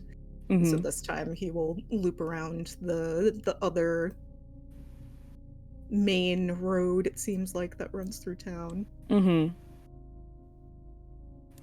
All right, you just kind of do a circuit to get his bearings. You do a circuit, and as you're driving, you come across places that are not familiar. The recreation center with its abandoned pool and gaudy rainbows. The mall, the one familiar place. And across the street from it, what seems to be a motel called Outpost 13. That is bathed with neon lights. That even in the afternoon you can tell this place is more reminiscent of Vegas than a small town like this. Continuing down, you see a humble house with a single wood stall out front, and what seems to be a... what do you call it? Not a bucket, but it's like a... Oh, like a little cash box? Yeah, a cash box attached to it. It's like a little farm stand where they do the honor system. You just drop off the money in the box, the unmanned. Okay. And that's and next to that there is a small humble sign with it that is Owl's Hungry Wood. And then continuing further down there, you see a sign for the Gentle Blossom what the fuck is it called? Sorry, flower shop. Wow. Which it seems to be on a path off the street that you would need to go down separately. From there, the highway continues out of town.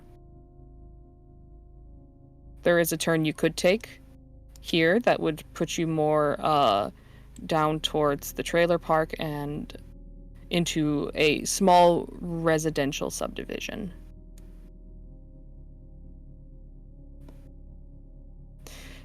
And you're taking all this in.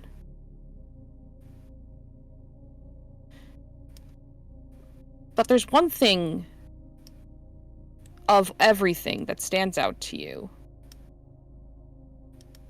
Peabody, as you're driving.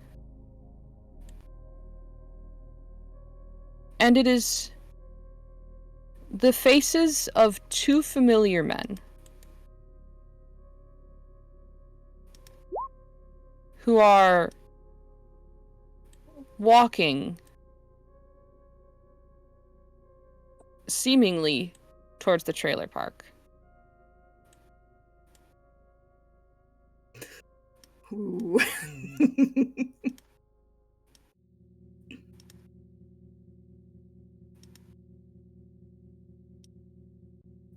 I think he slows down a bit to see that where they're going. They're turning off into the park.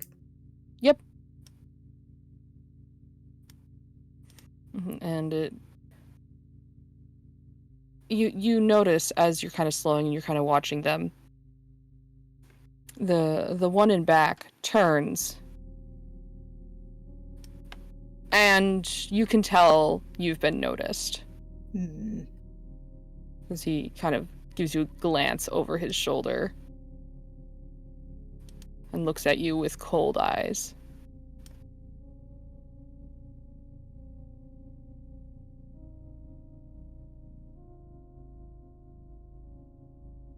It's not an ideal situation. This is...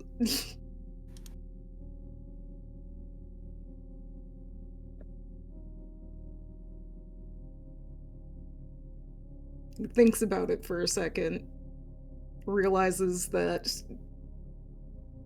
confrontation is a bad idea when you are a single person with two people who are, like, I'm assuming now that he's had a chance to actually slow down and take a look, it's like, oh, they're much more physically imposing than I am.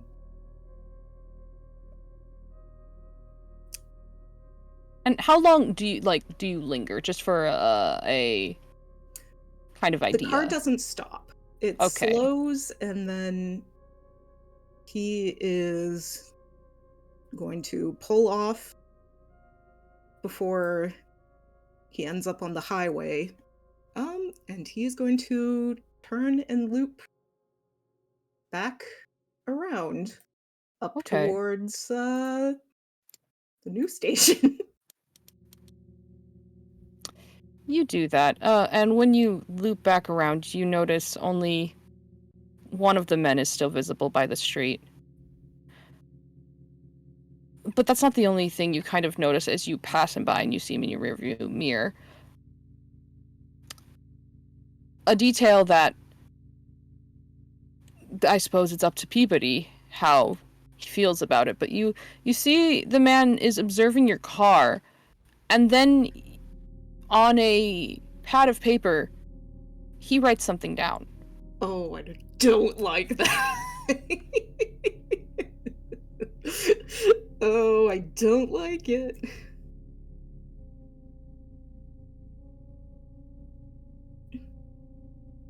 And you don't reverse investigate us.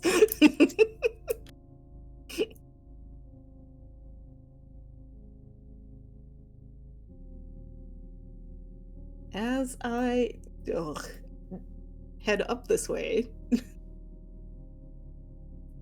do I see if the police cruisers are still out? Or if they cleared the scene? Upon heading back, you will see that the scene has been... Let's see, it's been at this point a couple hours, I would say. the scene, you can tell like they have the caution tape still up, but it seems like the scene has been the halfway point between cleared and secured. The point where it's like, we've done what we can given the moment. For today, yeah, we're bailing out. Let me get this twink out of here. He's not here. Get this other kid out of here. Fuck off.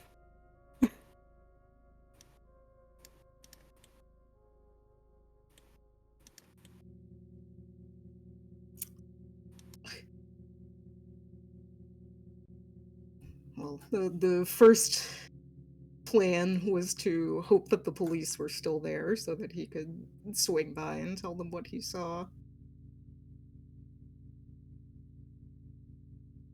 Oh no, is Isaac nearby? I ping. It is off the main road.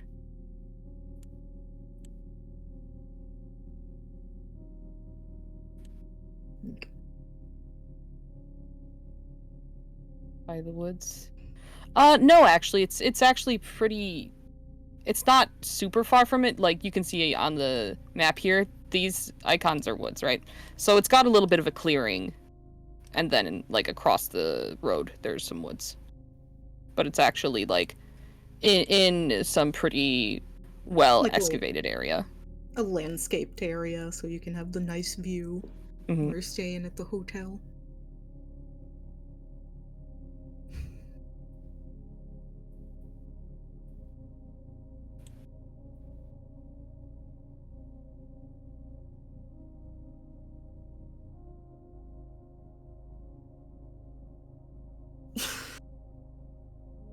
Is Isaac having to weigh his options? Wolves are sirens to children. Why did you tell your daughter about the wolf? That's if she's like, what if it's like her time to form a pact with it, Dad? It was dangerous mentioning. It's the 90s. So sick. You either become a wolf girl or a horse girl. And I think Or you were occasionally raising a dragon wolf girl. girls. But I think But Isaac yeah, is girls are raising very wolf wolf girls. girl. Yeah. Yeah. Yeah. You have extremely wolf children, coded children. Feral children. What would Peabody? You think on what you want to do is you pass Springsteel News. Mm-hmm. And also while you're doing that, if you could please roll for me a control. And then we're gonna go ahead and pop on over to Bruce. Oh, Nikki's here? Yeah. Whoa. Hello, where'd you go, friend? I had to step away for a moment. Is everything alright? Yeah. Okay, good. Alright. How close of an eye are you paying to the scene as you drive by Peabody?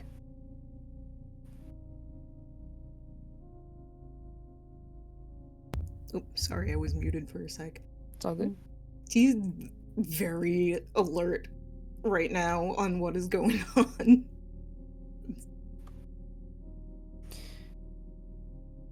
And that was a success on my control. Yeah. You're looking over the scene as you drive by.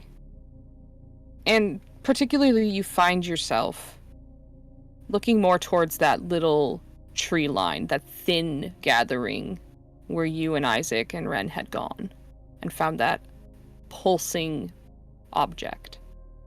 Mm. And you notice that the grass in that area, it's looking a little red. Oh.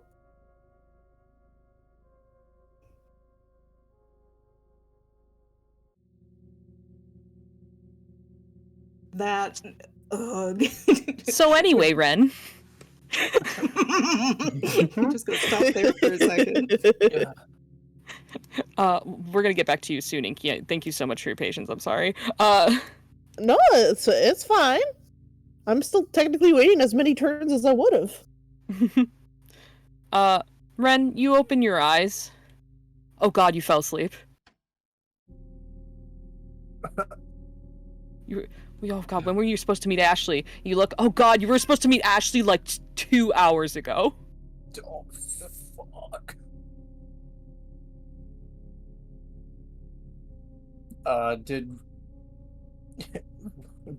Where were they meeting again? You were going to meet Ashley outside her house. Oof, okay.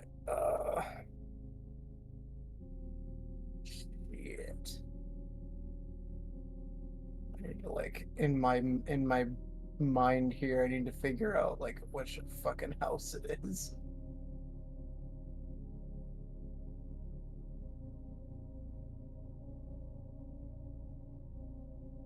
I'll give it to you since you're friends with her. You'd know. Number 1. Ah, okay. Oh, okay. Oh, shit. That's not good. Okay, well.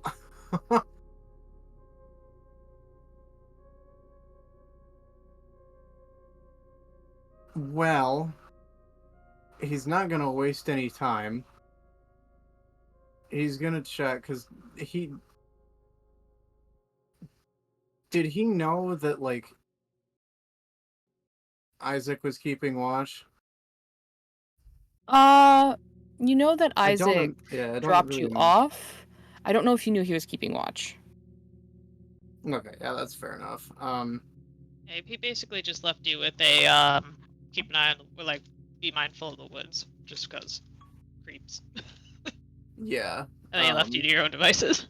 Yeah, he's gonna before he leaves, he's gonna, like, lock everything up like that he should. And then, like, take a look outside here just to, like, see if anybody's out here, and then just take a look out this side. You step outside. It's really quaint around your house because it's so far into the woods. You have like a deck around the side and it just overlooks it, right? And you're kind of looking everything over and appreciating the scenery. But you notice something. Could you roll a 1d6 for me, please?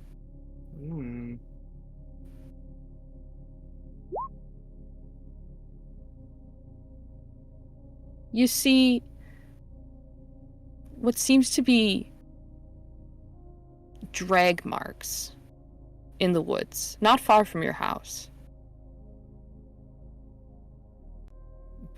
You see where the dirt is darker from where it's been upturned.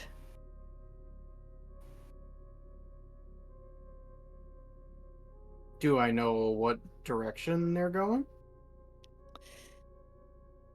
From what you can tell, it seems to be leading into the woods.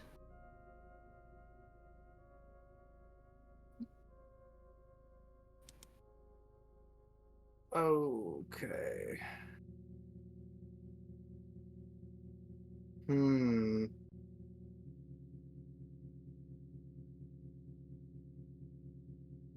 this is most assuredly not normal for him. Like, he does not typically see, like, drag marks in the woods by his house, knowing what his dad does. Correct.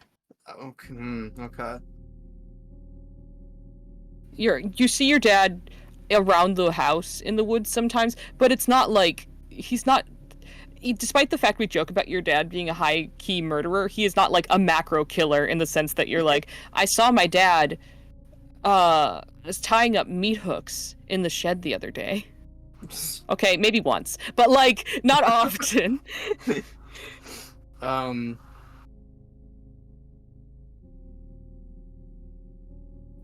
He's already, like,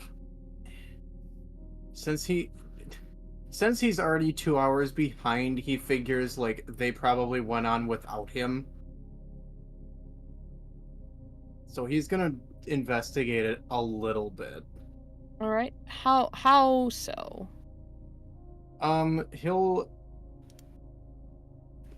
get a little closer toward it and just peek down to where they're actually like leading. All right. And if need be, he'll walk down a little bit just to kind of see where they'd go. You go down there, and once you're closer, you can make out a uncomfortable detail. For one, from what you can tell, the drag marks, it kind of comes in this way and then starts to curve. Maybe like it's starting to lead south. You'd have to follow it more to try and figure out. But what you realize, it's not what's going this way that disturbs you. It's what the drag marks leading to there look like. As you see, starting from the break in the woods around here, there is a clear 5 indents in a line. And then, not 2 feet away, on the other side,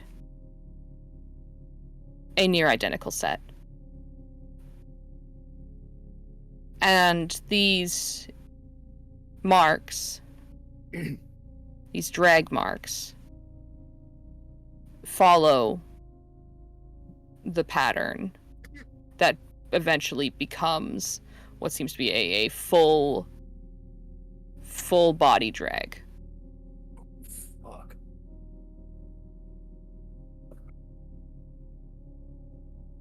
I think at this point, once he pieces that together, he's gonna head back home. And he's gonna call... For one thing, he's gonna call Isaac, because he's right here. Alright. Actually, hold on. Let me see. Who is the... I need to see the list of people he should be calling first.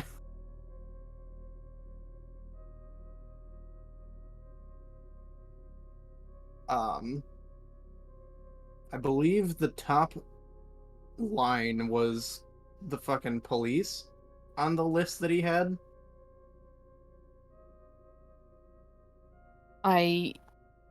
Let me see if I don't think I actually have it written down, unfortunately. Okay, because I have... I meant to take notes of it, but I think I sniped them at some point and need to retake them. Yeah, I have for non-emergency police, and then it's in this order: police, Hun, and then Stafford. And it's the non-emergency, and then emergency is the actual police. And then if they don't answer, then Christina Hofferman.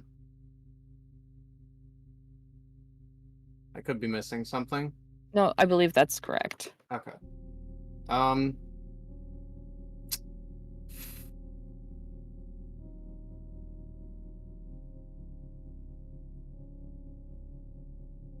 I guess the fun part for him is deciding what this is. Mm-hmm. I feel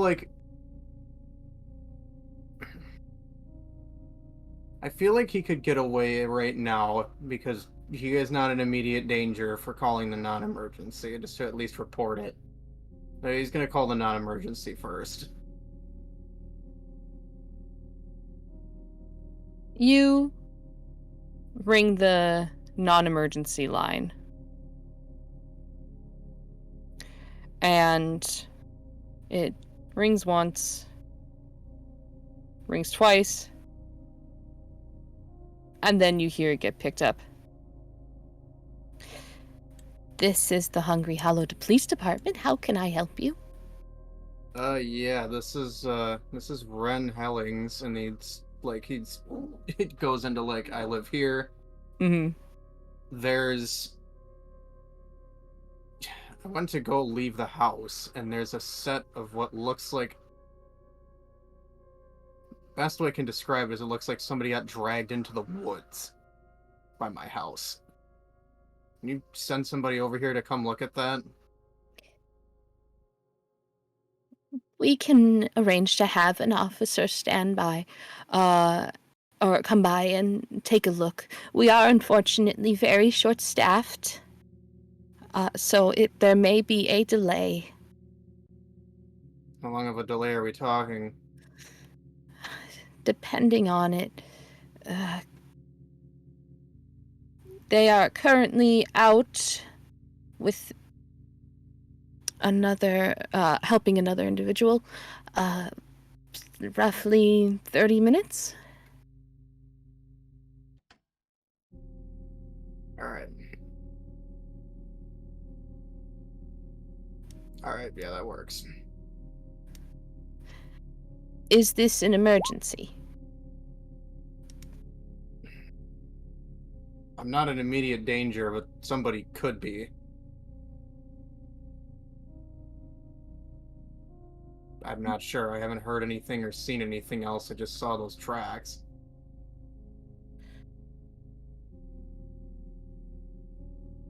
Well, are you currently at your residence with someone? No, it's just me. Okay.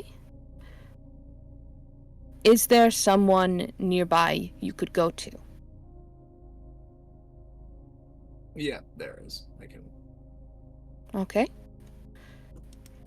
Well, then, Ren, I will let the officer know so that we can hopefully expedite the process. If there are any additional, or if you notice anything else, please do give us a call. If it's an emergency, call the 911 line. If you feel safe where you are,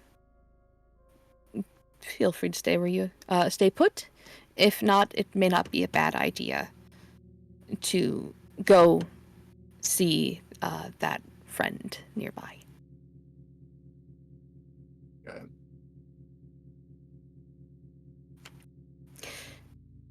We'll have the officer take a look. Do you want them to check at your residence when they arrive?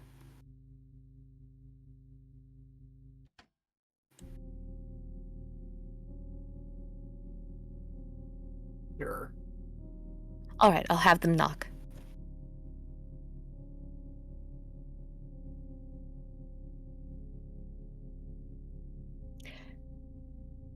All right.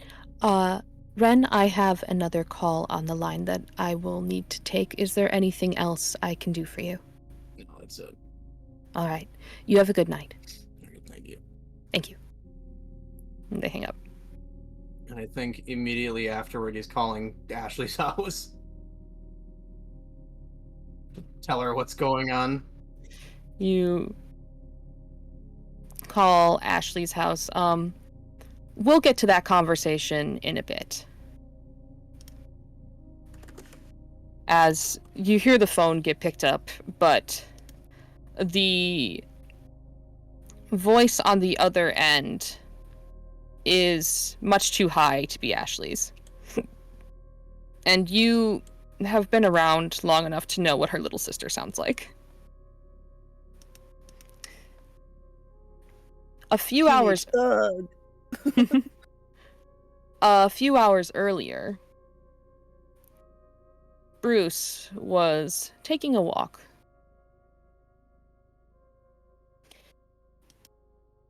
And then a drive. I forgot you drove. Yes. And you make your way to Nature Bounty's ranch in order to assist Finn and Igby. What is the last name?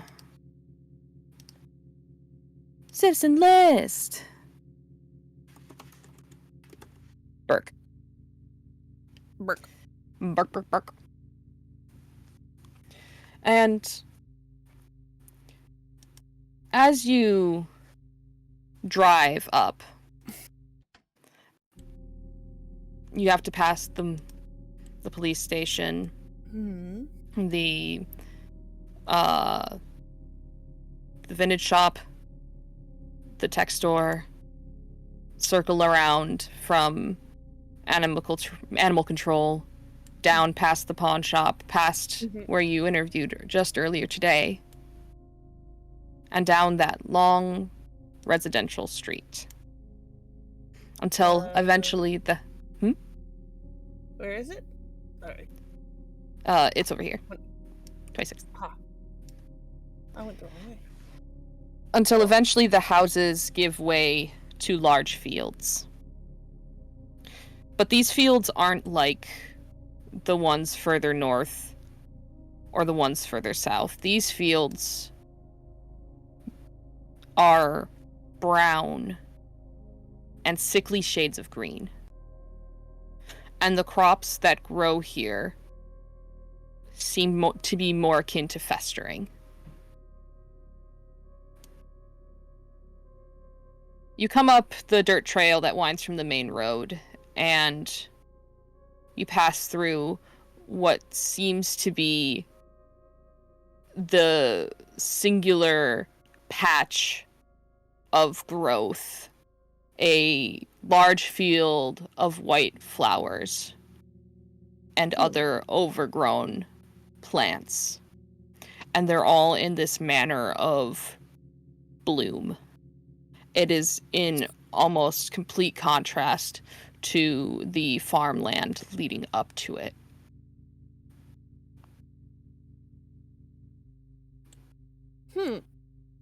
That's what he thinks. Well, I guess he's looking at all that. And it's interesting. He should put it away filing it under interesting in his head, but it doesn't dissuade him from going up and knocking on their door. As you approach, the first thing you notice is that the old red house is in a state of serious distress. Can he tell, sorry, before you go on further, like, is it rotting? Is it, like, what kind of distress is it under? I will show you. Like mold or broken because something crashed into it, or... Let me reveal.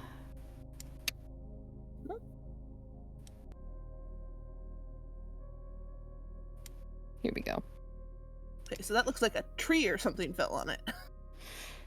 It looks like whatever supports or foundations for the roof have collapsed. Okay.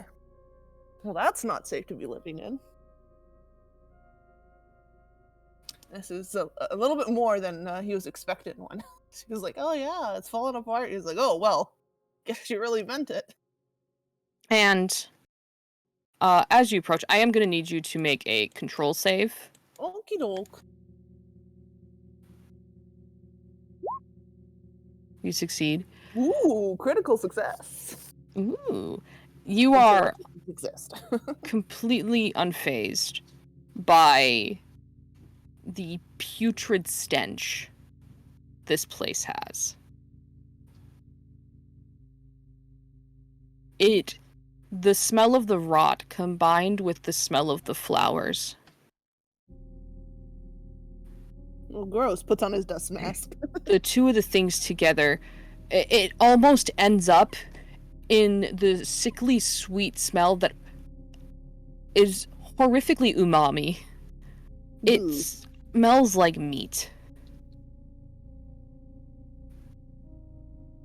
And you approach the house, and you can make out a man sitting outside of it in what seems to be the remains of a wooden rocking chair, though the back has since fallen.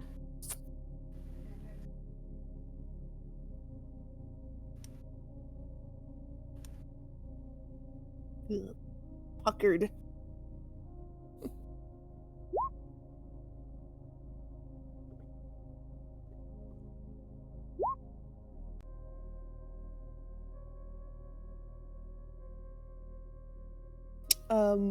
Hey, he approaches, but he stops like a good 5 or 6 feet away from the actual porch, not getting too close. You hear the sound of a knife flicking against wood as he doesn't even look up at you. He just grunts in an acknowledgement of sorts of, and continues his carving.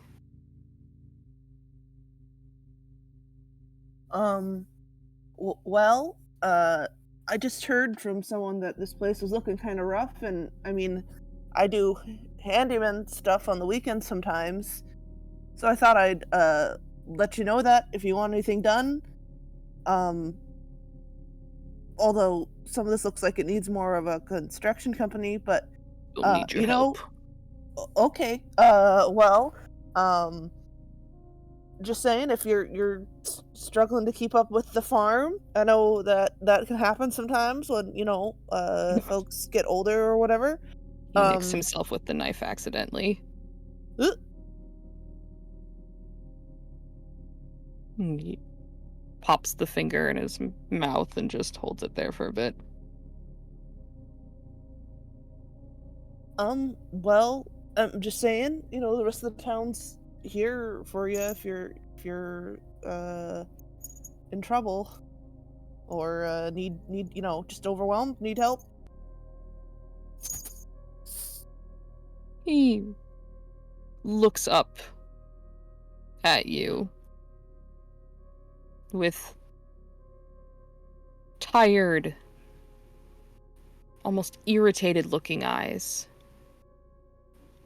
A harsh red around them. Like he'd been standing near smoke for too long. Or he's sick.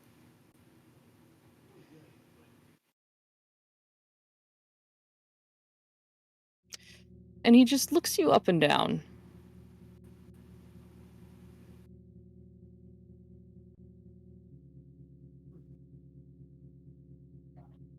Can you roll me a 1d6, please?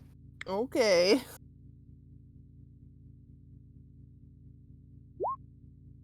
Five.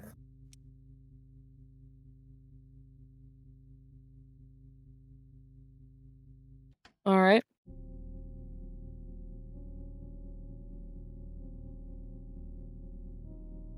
He seems to just be regarding you at the moment.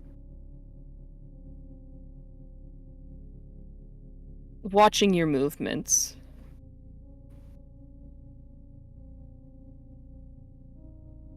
Now, you've lived here a long time, Bruce. You have known about the Burkes. Have they always been reclusive? They're quiet folk. Right. But this is a bit much. The way he's looking at you, it's like he's never met you before.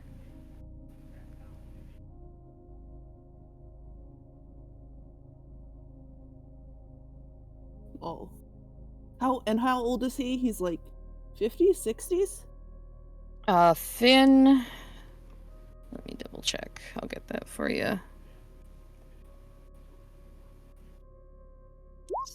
This. 50. 50? Okay. And his son's 17. Okay. And his son has not been coming to school, right? Is that something I learned? Correct. Okay.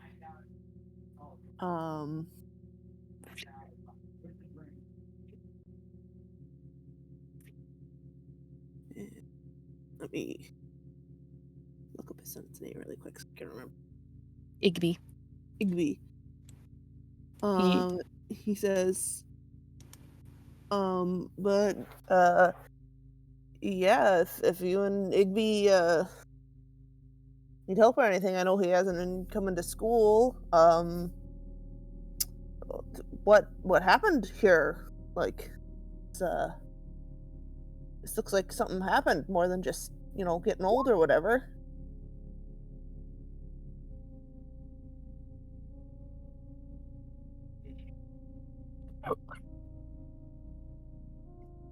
He stands, and you see him wipe his cut hand on his shirt.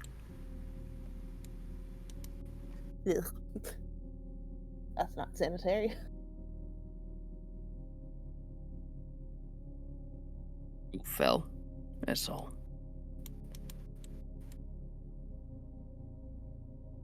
Oh, okay. And all right, he well, walks towards you.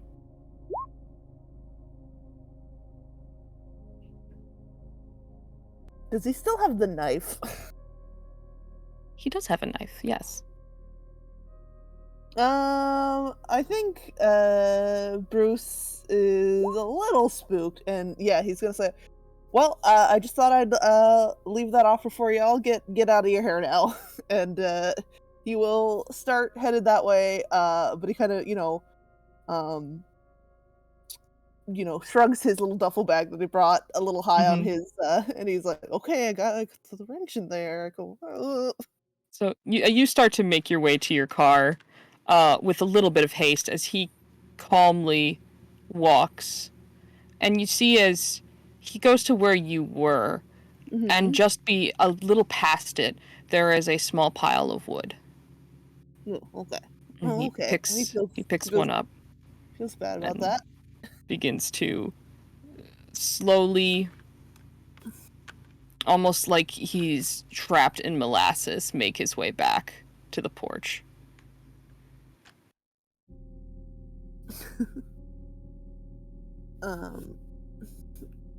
Hey now, hon. Bruce knows there's people out here with shotguns and knives who don't appreciate being bothered. Oh yeah, totally. One would not fault him for this.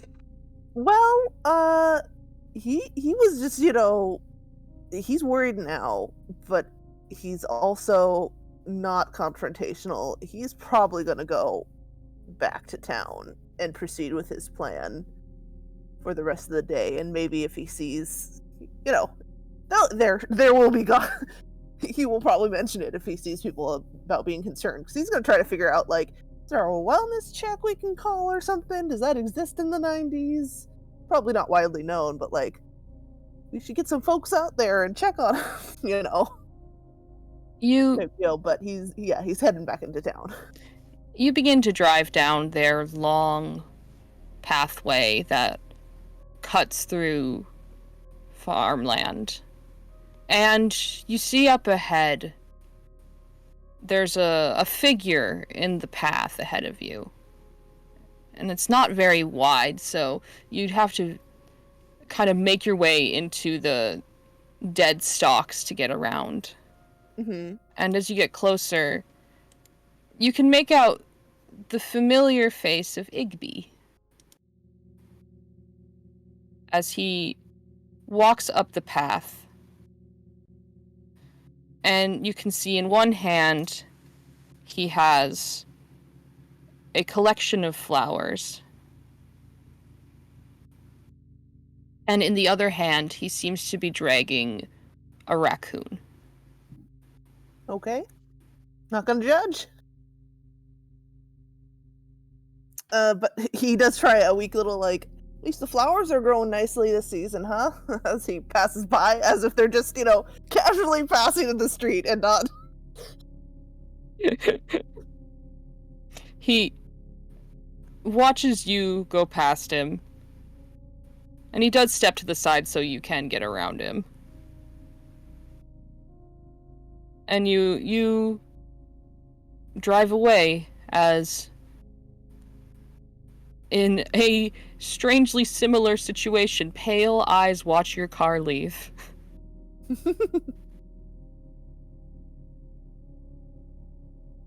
Where do you go from here, Bruce? I mean, if it's not time to pick up his girlfriend yet, he'll probably go home. Because they were gonna go to whatever rental store is here or in the next town over. I mean, he made his offer, but he is concerned. If he sees someone of authority or who thinks might be interested, he might stop and talk with them, but he's still turning this over in his head. Mm-hmm. Yeah. He's gonna take a shower, definitely, before his date. And then... could you re-roll that 1d6 for me that you rolled earlier? Okay. How many d6s for Brucey? And a d10, please. Okay.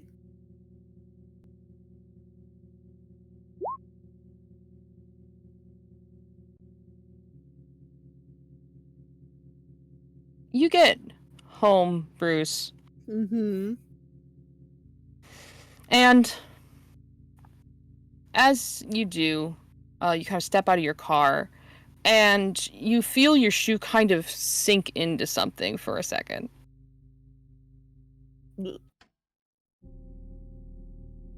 And you see that it's a almost crystalline yellow, thick and waxy.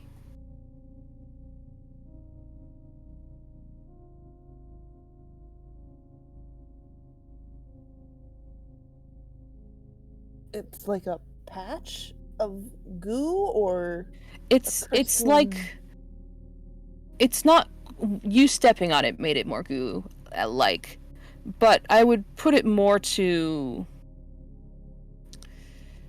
Is it like sap when it hardens, but it's still gooey inside? Sort of. Okay. Or honeycomb. Okay. And it wasn't like it was in your driveway. It seems like it might have fallen off the bottom of your car. Ugh. Well, he's gonna scrape that off his shoe and clean that out of his driveway with a little, he'll probably go inside and get his little dustpan and scrape it up. You scrape it up and you clean it off, and it cleans fine. Okay. It's a bit sticky. Weird. I guess he just kind of chucks it into the, grass on the side of the road, away from where someone's gonna walk over it. You do so. And it settles into the grass. Still keeping a little bit of its form, as that kind of like waxy, what's the word for it? Kind of little separators. The honey comb? Yeah. Well, I guess he'll check under his car to make sure there's not more down there. If he drove through something, a patch of it or something that he didn't notice. Moment. You look under and there doesn't seem to be any. We'll do a tap once with the dustpan to see if anything knocks free, and then, okay. This is all very strange. Yeah. Today's a weird day. Shit's weird. Take off his shoes before he gets inside on the porch. Doesn't want to track more of that in if he doesn't know what it is. It could be some weird chemical runoff or something. He doesn't know. Aliens. Who knows? Probably aliens. Yeah, probably aliens. But yeah, then he's gonna... You do so. You get that all cleaned up. Just for reference, what movie was it you were going to watch tonight? He hadn't said a specific one. Okay. Just that I assume, since he's kind of movie buff, he knows when the nearby shop gets in, the new, the first Friday of every month, they get a new, shipment of VHSs in. So let's go check what they have. Okay. Then... And he was going to go, part of the date is going and browsing and being like, ooh, what about this? Mm-hmm.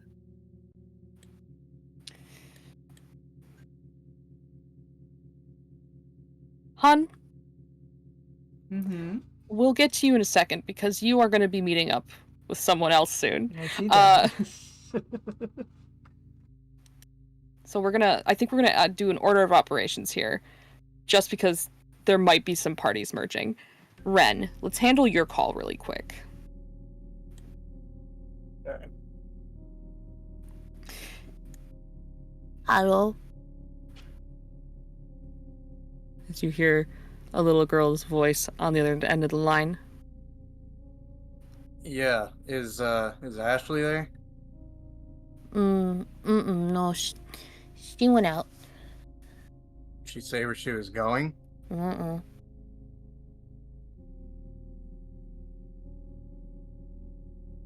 Is this Ren? Yeah, it is. If you see her, tell her I'm not making it. There's something that came up in my house. Okay. And Do you want me to tell her what? Or just you're busy?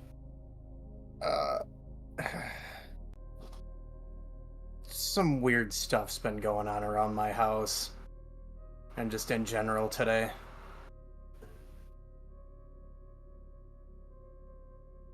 Okay.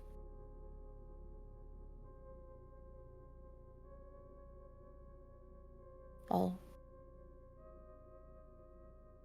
tell her when she gets back. Okay. Thanks. And he hangs up, and immediately, as soon as he hangs up, he's going to get some form of resources in case something, like, comes to him. So he's gonna, like, find something to at least defend himself with in case somebody comes into the house. Would you like to do a search roll? I would sure like to.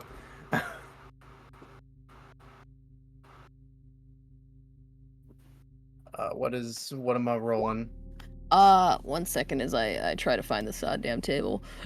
Control, usually.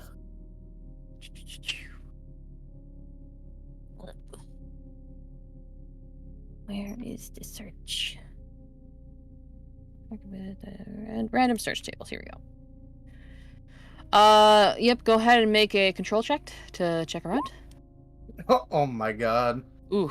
You're telling me Hellings does not keep anything in his house, really? I mean, the thing is, Ren, you're pretty sure he does, but you don't know where. Oh my god. And you kind of look around and you're like, okay, maybe it's in his office. His office is locked. Okay. Maybe it's in the shed. The shed's in the woods. How far is the shed in the woods? Like, is it still kind of like within line of sight of the house? It's a bit away from the house, towards the back. Does it happen to go where the tracks are going? It does not. Okay. Then I guess once he realizes that there's nothing in the house, he'll try the shed. All right. You go outside. The cool air gently just falls against you as a wind blows. You may roll another control. That's better. All right. Go ahead and roll a d20 for me.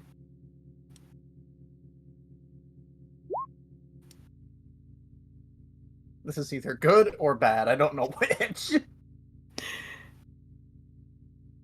Yeah, this seems right.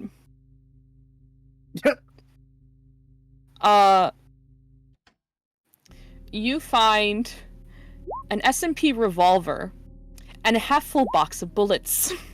What the fuck? Okay.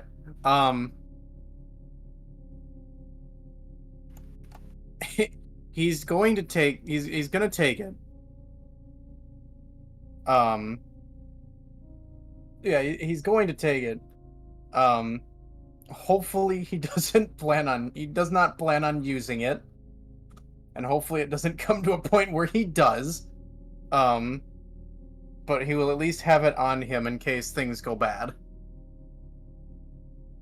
You have it on you as you close the drawer that it was tucked into.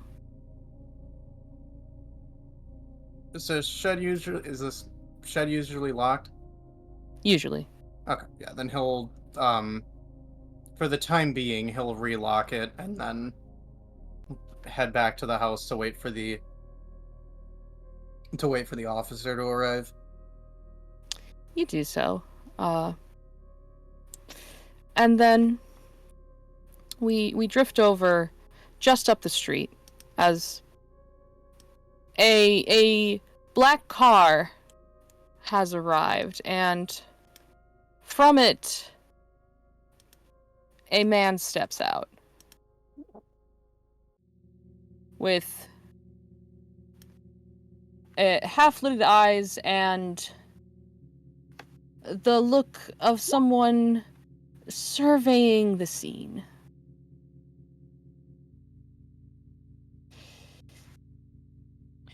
Is this the house of Isaac Grave?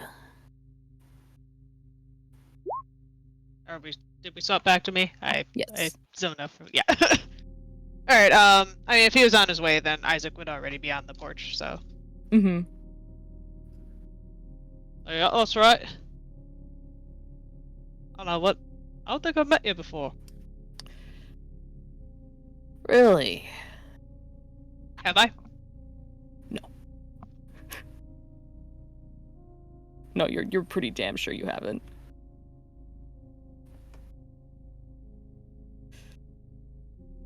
So working for Kate now? Yeah, I'm got a gig as the bartender. Oh, that's fun. Bet you get tons of stories there. Oh, Especially only the from her. best. You are all needing a ride, I heard. Ah, that's right. I didn't catch your name. Laird. Laird.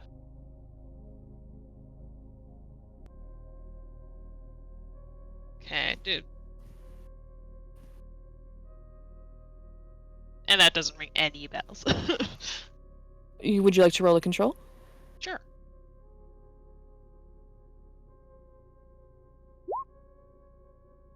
Amazing. Isaac, you are positive that name does not ring any bells. How do I spell that? You don't know. I'll give it to you.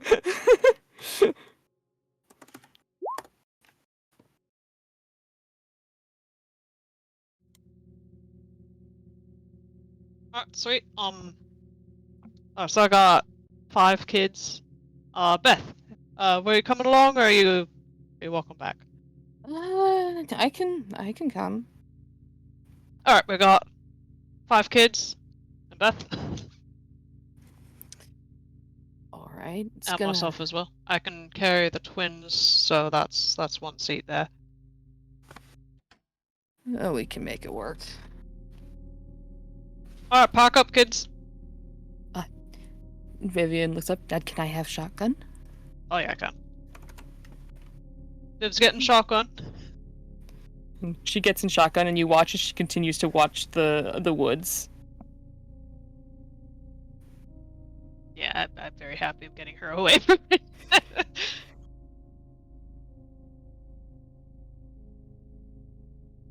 Albion is carrying his whittled popsicle sticks that he's been working on throughout the day. In the 10 minutes, I'm sure Isaac just went and grabbed, like, a little bit of extra clothes for them. Just shoved it in a bag to take with.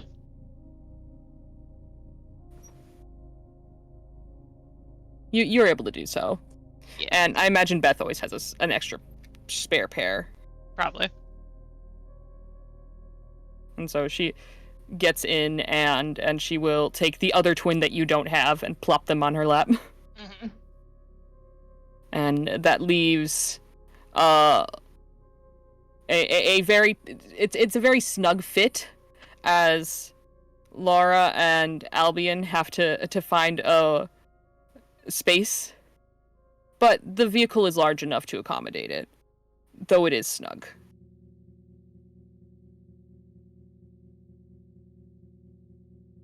And Emerald scale, here we come.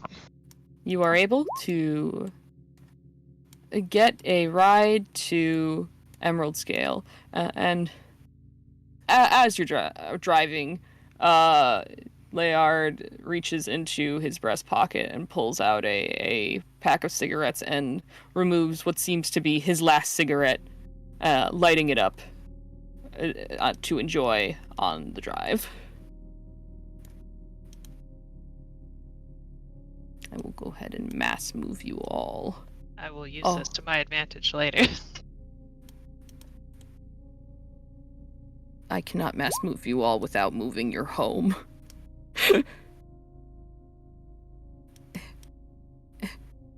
Oh no. Oh wait, is Beth still on the GM lair? Oh, she is. That's why you haven't seen her. Sorry. Yeah. She's here. She is. She's been here the whole time. Ah, it's Beth. Whoa, Beth, hi! I removed the children one by one. Yippee!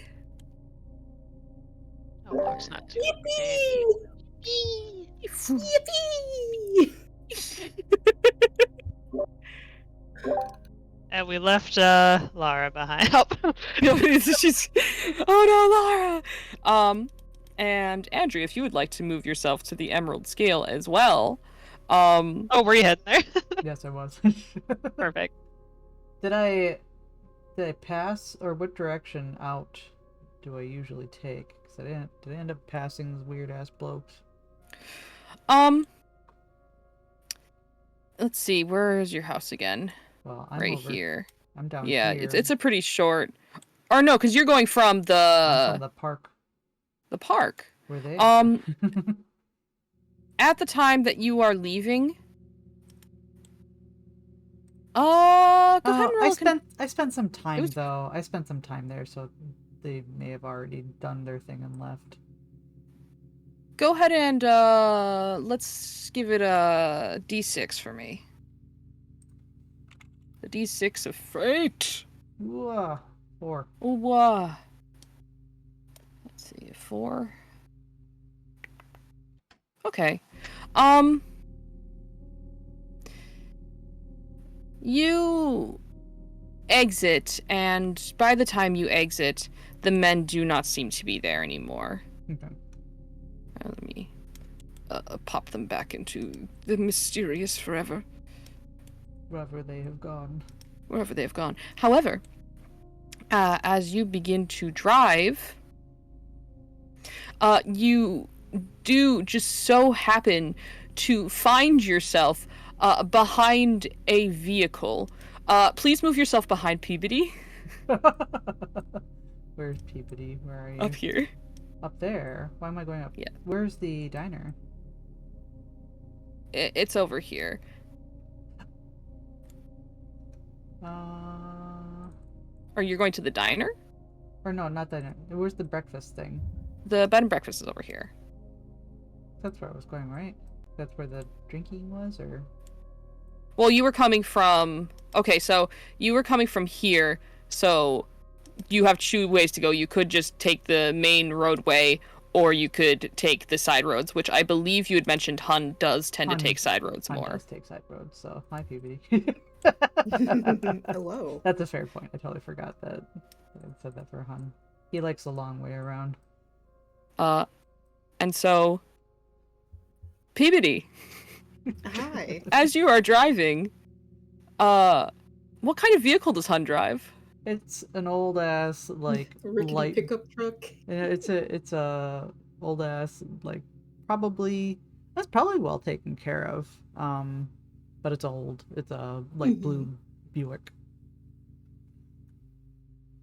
You see that, and behind it, that glass is 1 Hun driving the speed limit.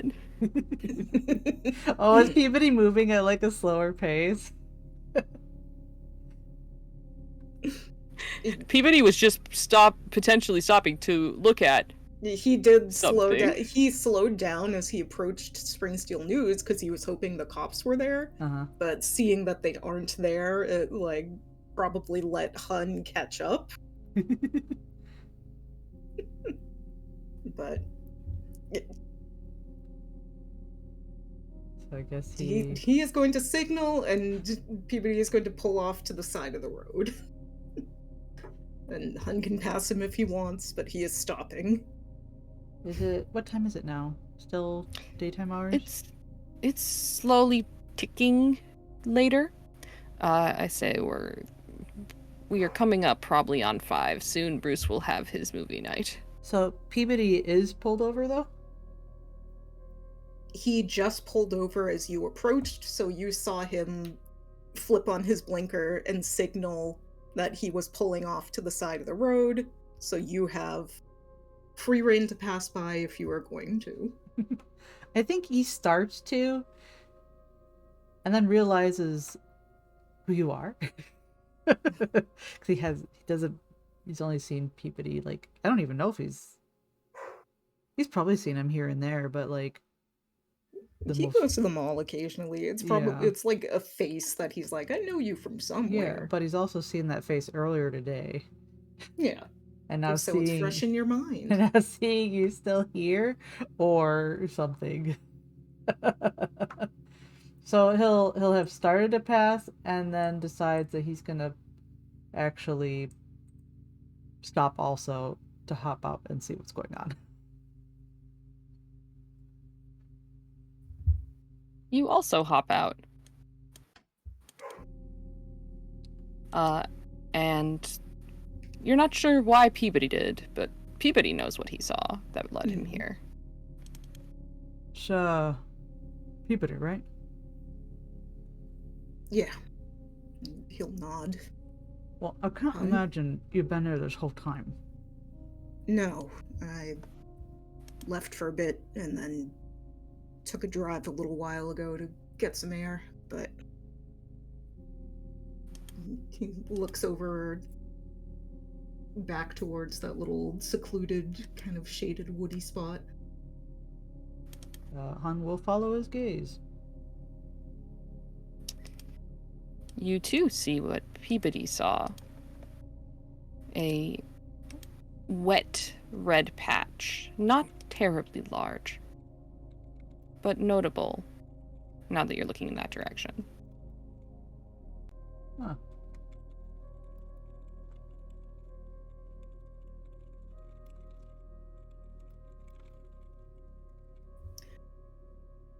I don't suppose it's just left over from whatever.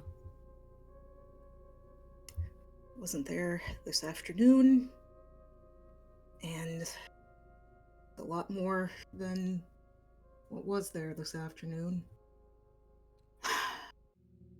And you just a deep, weary sigh, and if you will allow it, Bree, I will argue that Peabody is the kind of person to keep a flat tire repair kit.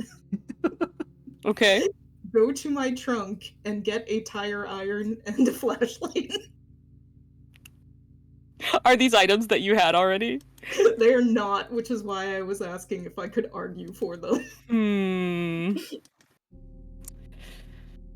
But they are common items to keep in your car for emergencies.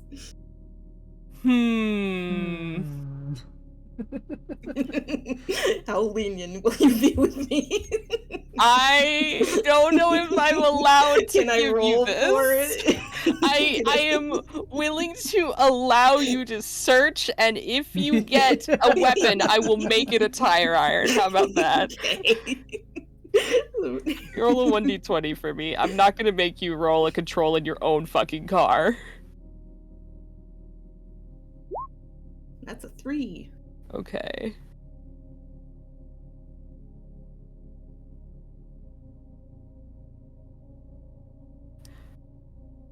Oh, you know what? Yeah, that's close. Yeah, that's close enough. I think Hannah's just kind of Yes. watching Peabody, like, scrounging Now, for stuff from his I own will car. say, this will count as an improvised weapon because of the circumstances you That are is getting it. Absolutely fine. I am adding it to my inventory. You note that it's improvised, though. what- So it's just a D4, right? Yeah, it's a piddly bitch. So what's your plan?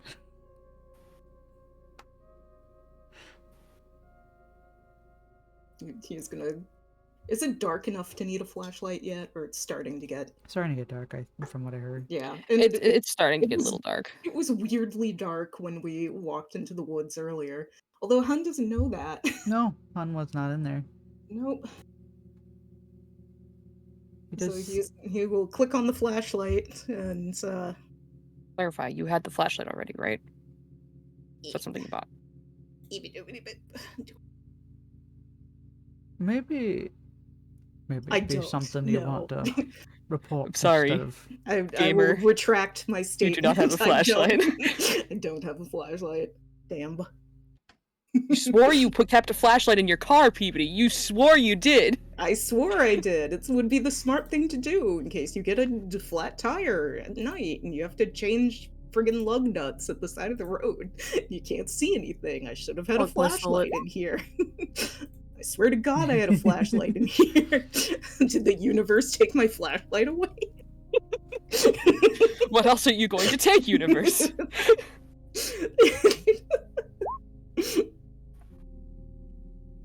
So like a half second or a second of just Peabody just staring into the middle distance before she nods to Hun and then nods over to the woods.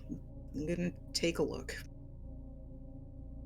Yeah, the bog boys broke into my car and stole my flashlight. You can't have shit in this house. Can't have shit in Hungry Hollow. well, it's not like I can tell you what to do, but I've been told that even just picking up one of those teeth things was bad luck. So I can't imagine what kind of bad luck you'd be getting walking into that.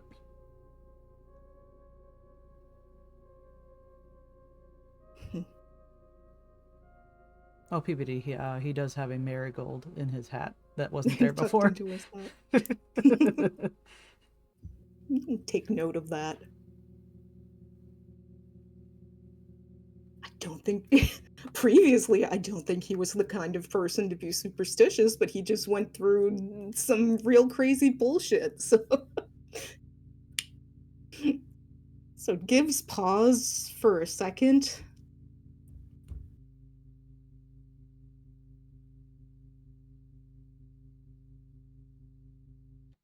And Maybe we remember this, right? I was about to go head over to, what was it? What's the place called again? Emerald scale. I was about to head over Emerald Scale, right? For a drink, but also try to figure out some things. Word is that Brody's been acting kind of weird. And word is I might be able to get some information at the Emerald Scale. But I can also get a drink. And from what it looks like, you could probably use one too. it's just kind of a dry huff of laughter. And I say, it's definitely more appealing getting a drink than walking into over there in weird red patches, not knowing what it is.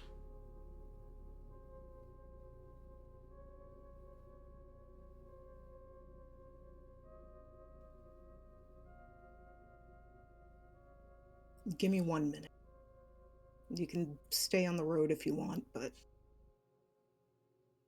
Right. I just need to double check. Han doesn't have a watch, but he taps his wrist anyways. And so he will step off and approach. The grass crunches under your feet. It sounds different now that there isn't the presence of tooth getting caught in foot tread. I hope we weren't crunching on the teeth when There we were a walked lot of down teeth. here. You probably were. That's an extremely concerning amount of teeth if we couldn't avoid crunching on some of them as we walk. I mean, just a few, a couple. A I tooth still is a- don't like it. I as don't a like treat. that. as a treat. No. And you approach this area, and you hear, once again, a familiar sound, almost from the inside of your ears, at first, felt, then heard.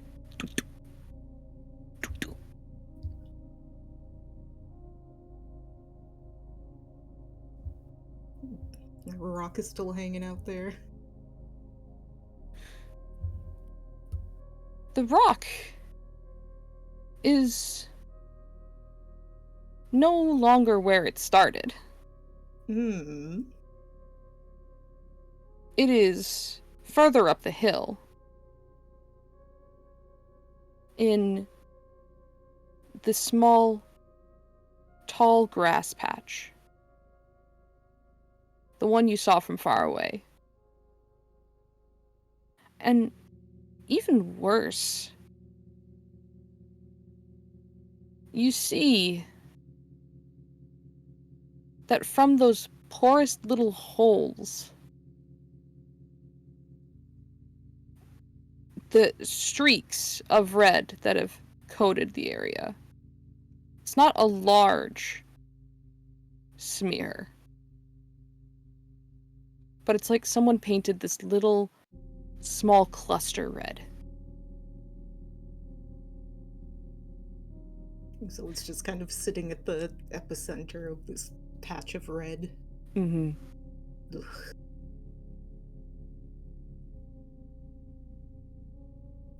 Hey Bree, does it smell like blood? It smells like blood. I hate it. Thank you.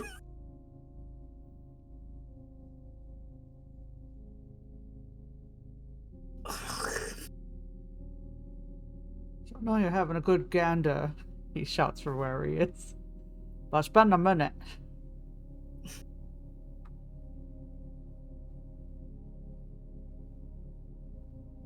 Hate it. I hate it. I don't want to leave this bullshit here, but I don't want to.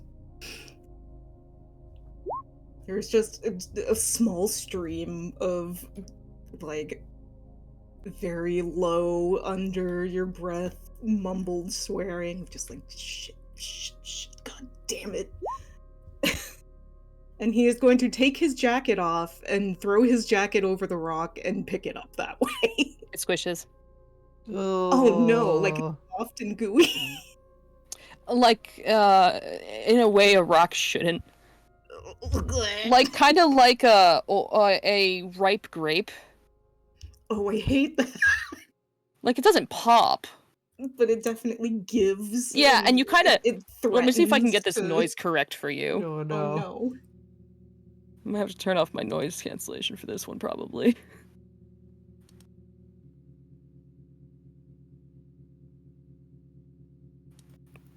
You grab it, and you do it, and it kind of makes a... You got your goo. Hideous. I hate it. Great goo noises, Bree.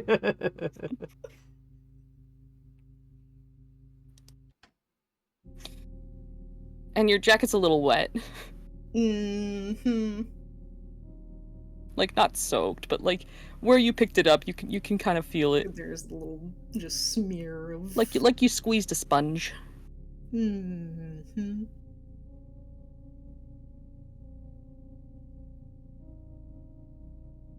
You got it. Do I need to roll anything, or am I just get out of here? If it was anyone else, I would make them roll. This isn't the first meat structure you have encountered. Oh, God damn it, I didn't even think of the fucking meat from the flesh castle. So, for do that I make that reason- connection? Nice, so you Do have I a make flesh that nugget. connection Very when I'm nice. looking at it? I will allow you to make that connection if you're willing to roll a control. If that pops into my brain, then yeah, I'm gonna roll the fucking control because, oh no. As you like pick it up and you're not thinking about it first, you're like, it's no big deal. You know, I've seen worse. I And saw then the it's flesh like- chest. It's like, oh god, it's familiar. Oh no. I still made my control save. You I made don't it, you're flip my okay. shit. You're okay.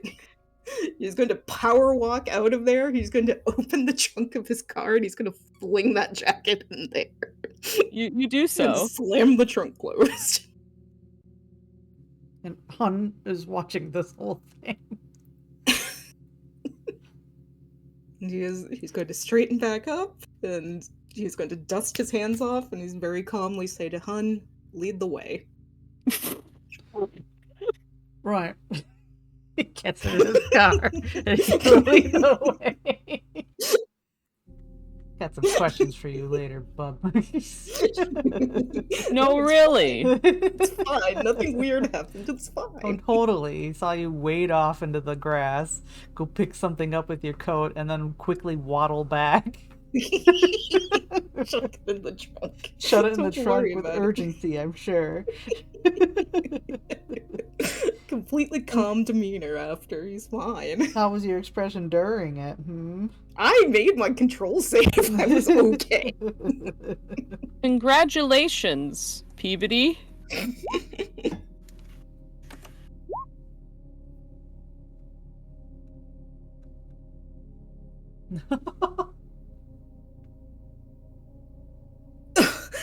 Oh. Oh my goodness. But it's not harmful. Congratulations, Peabody, you won't starve. I need you to understand this information. Mhm.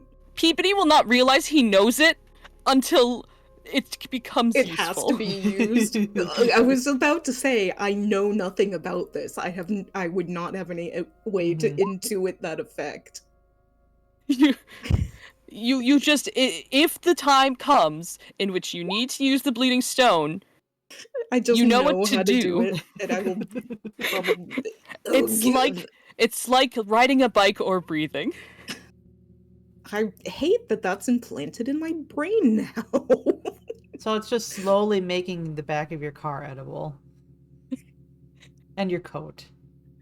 You wouldn't need a car, would you? Would to you? assume download it? You wouldn't eat a car. You wouldn't eat this upholstery, would you? And with that, you will both make your way to the Emerald Scale bed and Yeah. breakfast. Where is that? Which one? That's over here. Over here. Okay.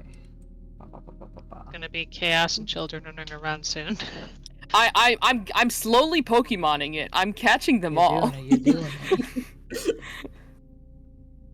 I'm mildly upset that Isaac's children are within the blast radius of whatever bullshit is happening.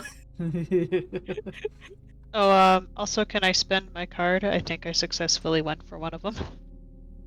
Yeah, go for it. Nice. I will also expel mine. I did one Just- of mine. Here, I will just.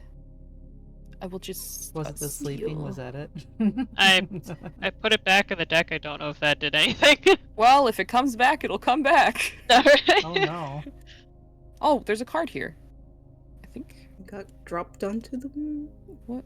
Oh, did I drop it? I think Mm. so. Put it into your hand. Put it in your I'm mouth. just gonna. It's mine now. I'm just gonna keep taking them. It would be fun to see the collection at the end. True. That's true. So then, how are we doing on time, everyone? I'm good. Probably wrap it soon. Okay.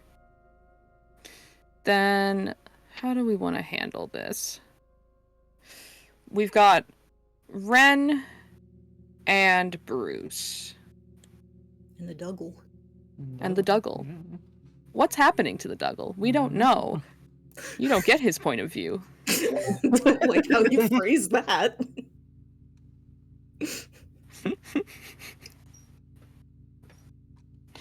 This run, you do not get the boon that is seeing through a Douglas eyes.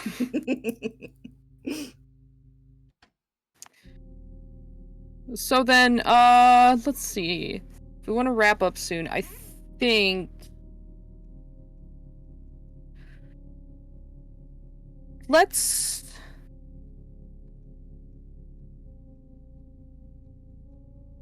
Ren, what are your plans?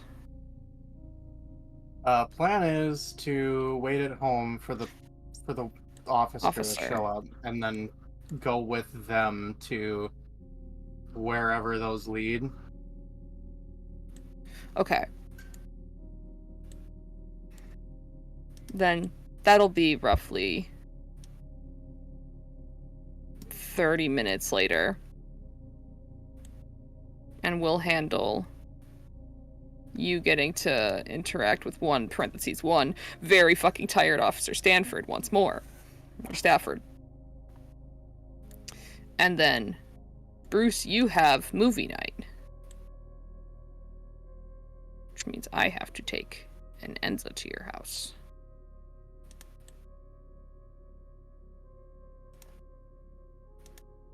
Where is Bruce's house? Oh, there it is. Bruce isn't even at Bruce's house. There we go. So I'm thinking what I'm gonna do is call session here as everyone's gathering into their different parts. And Bruce, was there anything he had plans for either during or after movie night?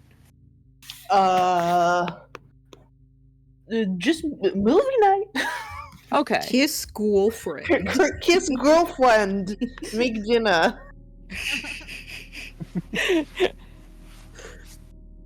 And he was probably going to mention the what happened at the farm to her.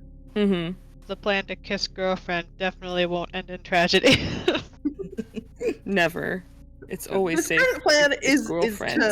to talk about it in the like after church chatter tomorrow morning after church gets out, and be like, should we as like the town like go help them? You know, it's like a this person's in need signal clearly. Mm-hmm. That church will get it. Can Organized. Yeah. We're gonna do 2 rolls before we call it here. Okay. A D6 and a D10? D6 and go from there. That is separately. I need one from Inky and I need one from Nikki. Just the D6. Just the D6. Okay. Opposite ends. And I feel like Liminal mixes it up whether high good or low good. I do. Okay. And just double checking something. Oh, what the fuck did I do? There we go.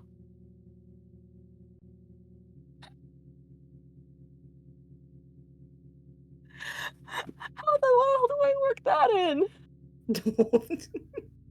I mean, that's amazing. That's perfect. Where's Bruce located? Home. Right there. He's right there. Where's he? He's right next to the police station. He is. Okay. Or wait. Oh. There. He's over by the farm. But he did make it home. So. Yeah. You made it home. Well,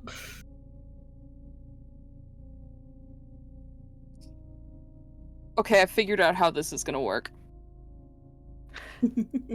We're gonna run through it next session. Okay. However, I will let you know now. Ren, Yeah. Stafford is gonna come with you to look around wherever you'd like. Oh shit. Ooh. Following that, if everything's okay, young child, you get a paddy wagon ride. Where do you want to go? Because your parent isn't home. Apprehended in my own house. Not apprehended as much as, like, you need to be somewhere This is a that's not here concerned right adult going, like, yeah. now. We will play this out next session. I'm just getting macro beats down so you all are aware. And so you could prepare. Mm-hmm. Yeah. So,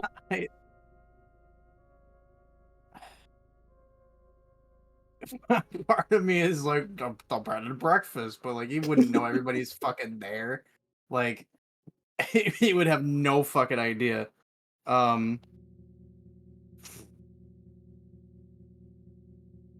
if you do not know, then I can take Inky's role into consideration. Okay. Let's see what this is. Inky Yeah. has rolled Officer Stanford taking a report from a concerned citizen.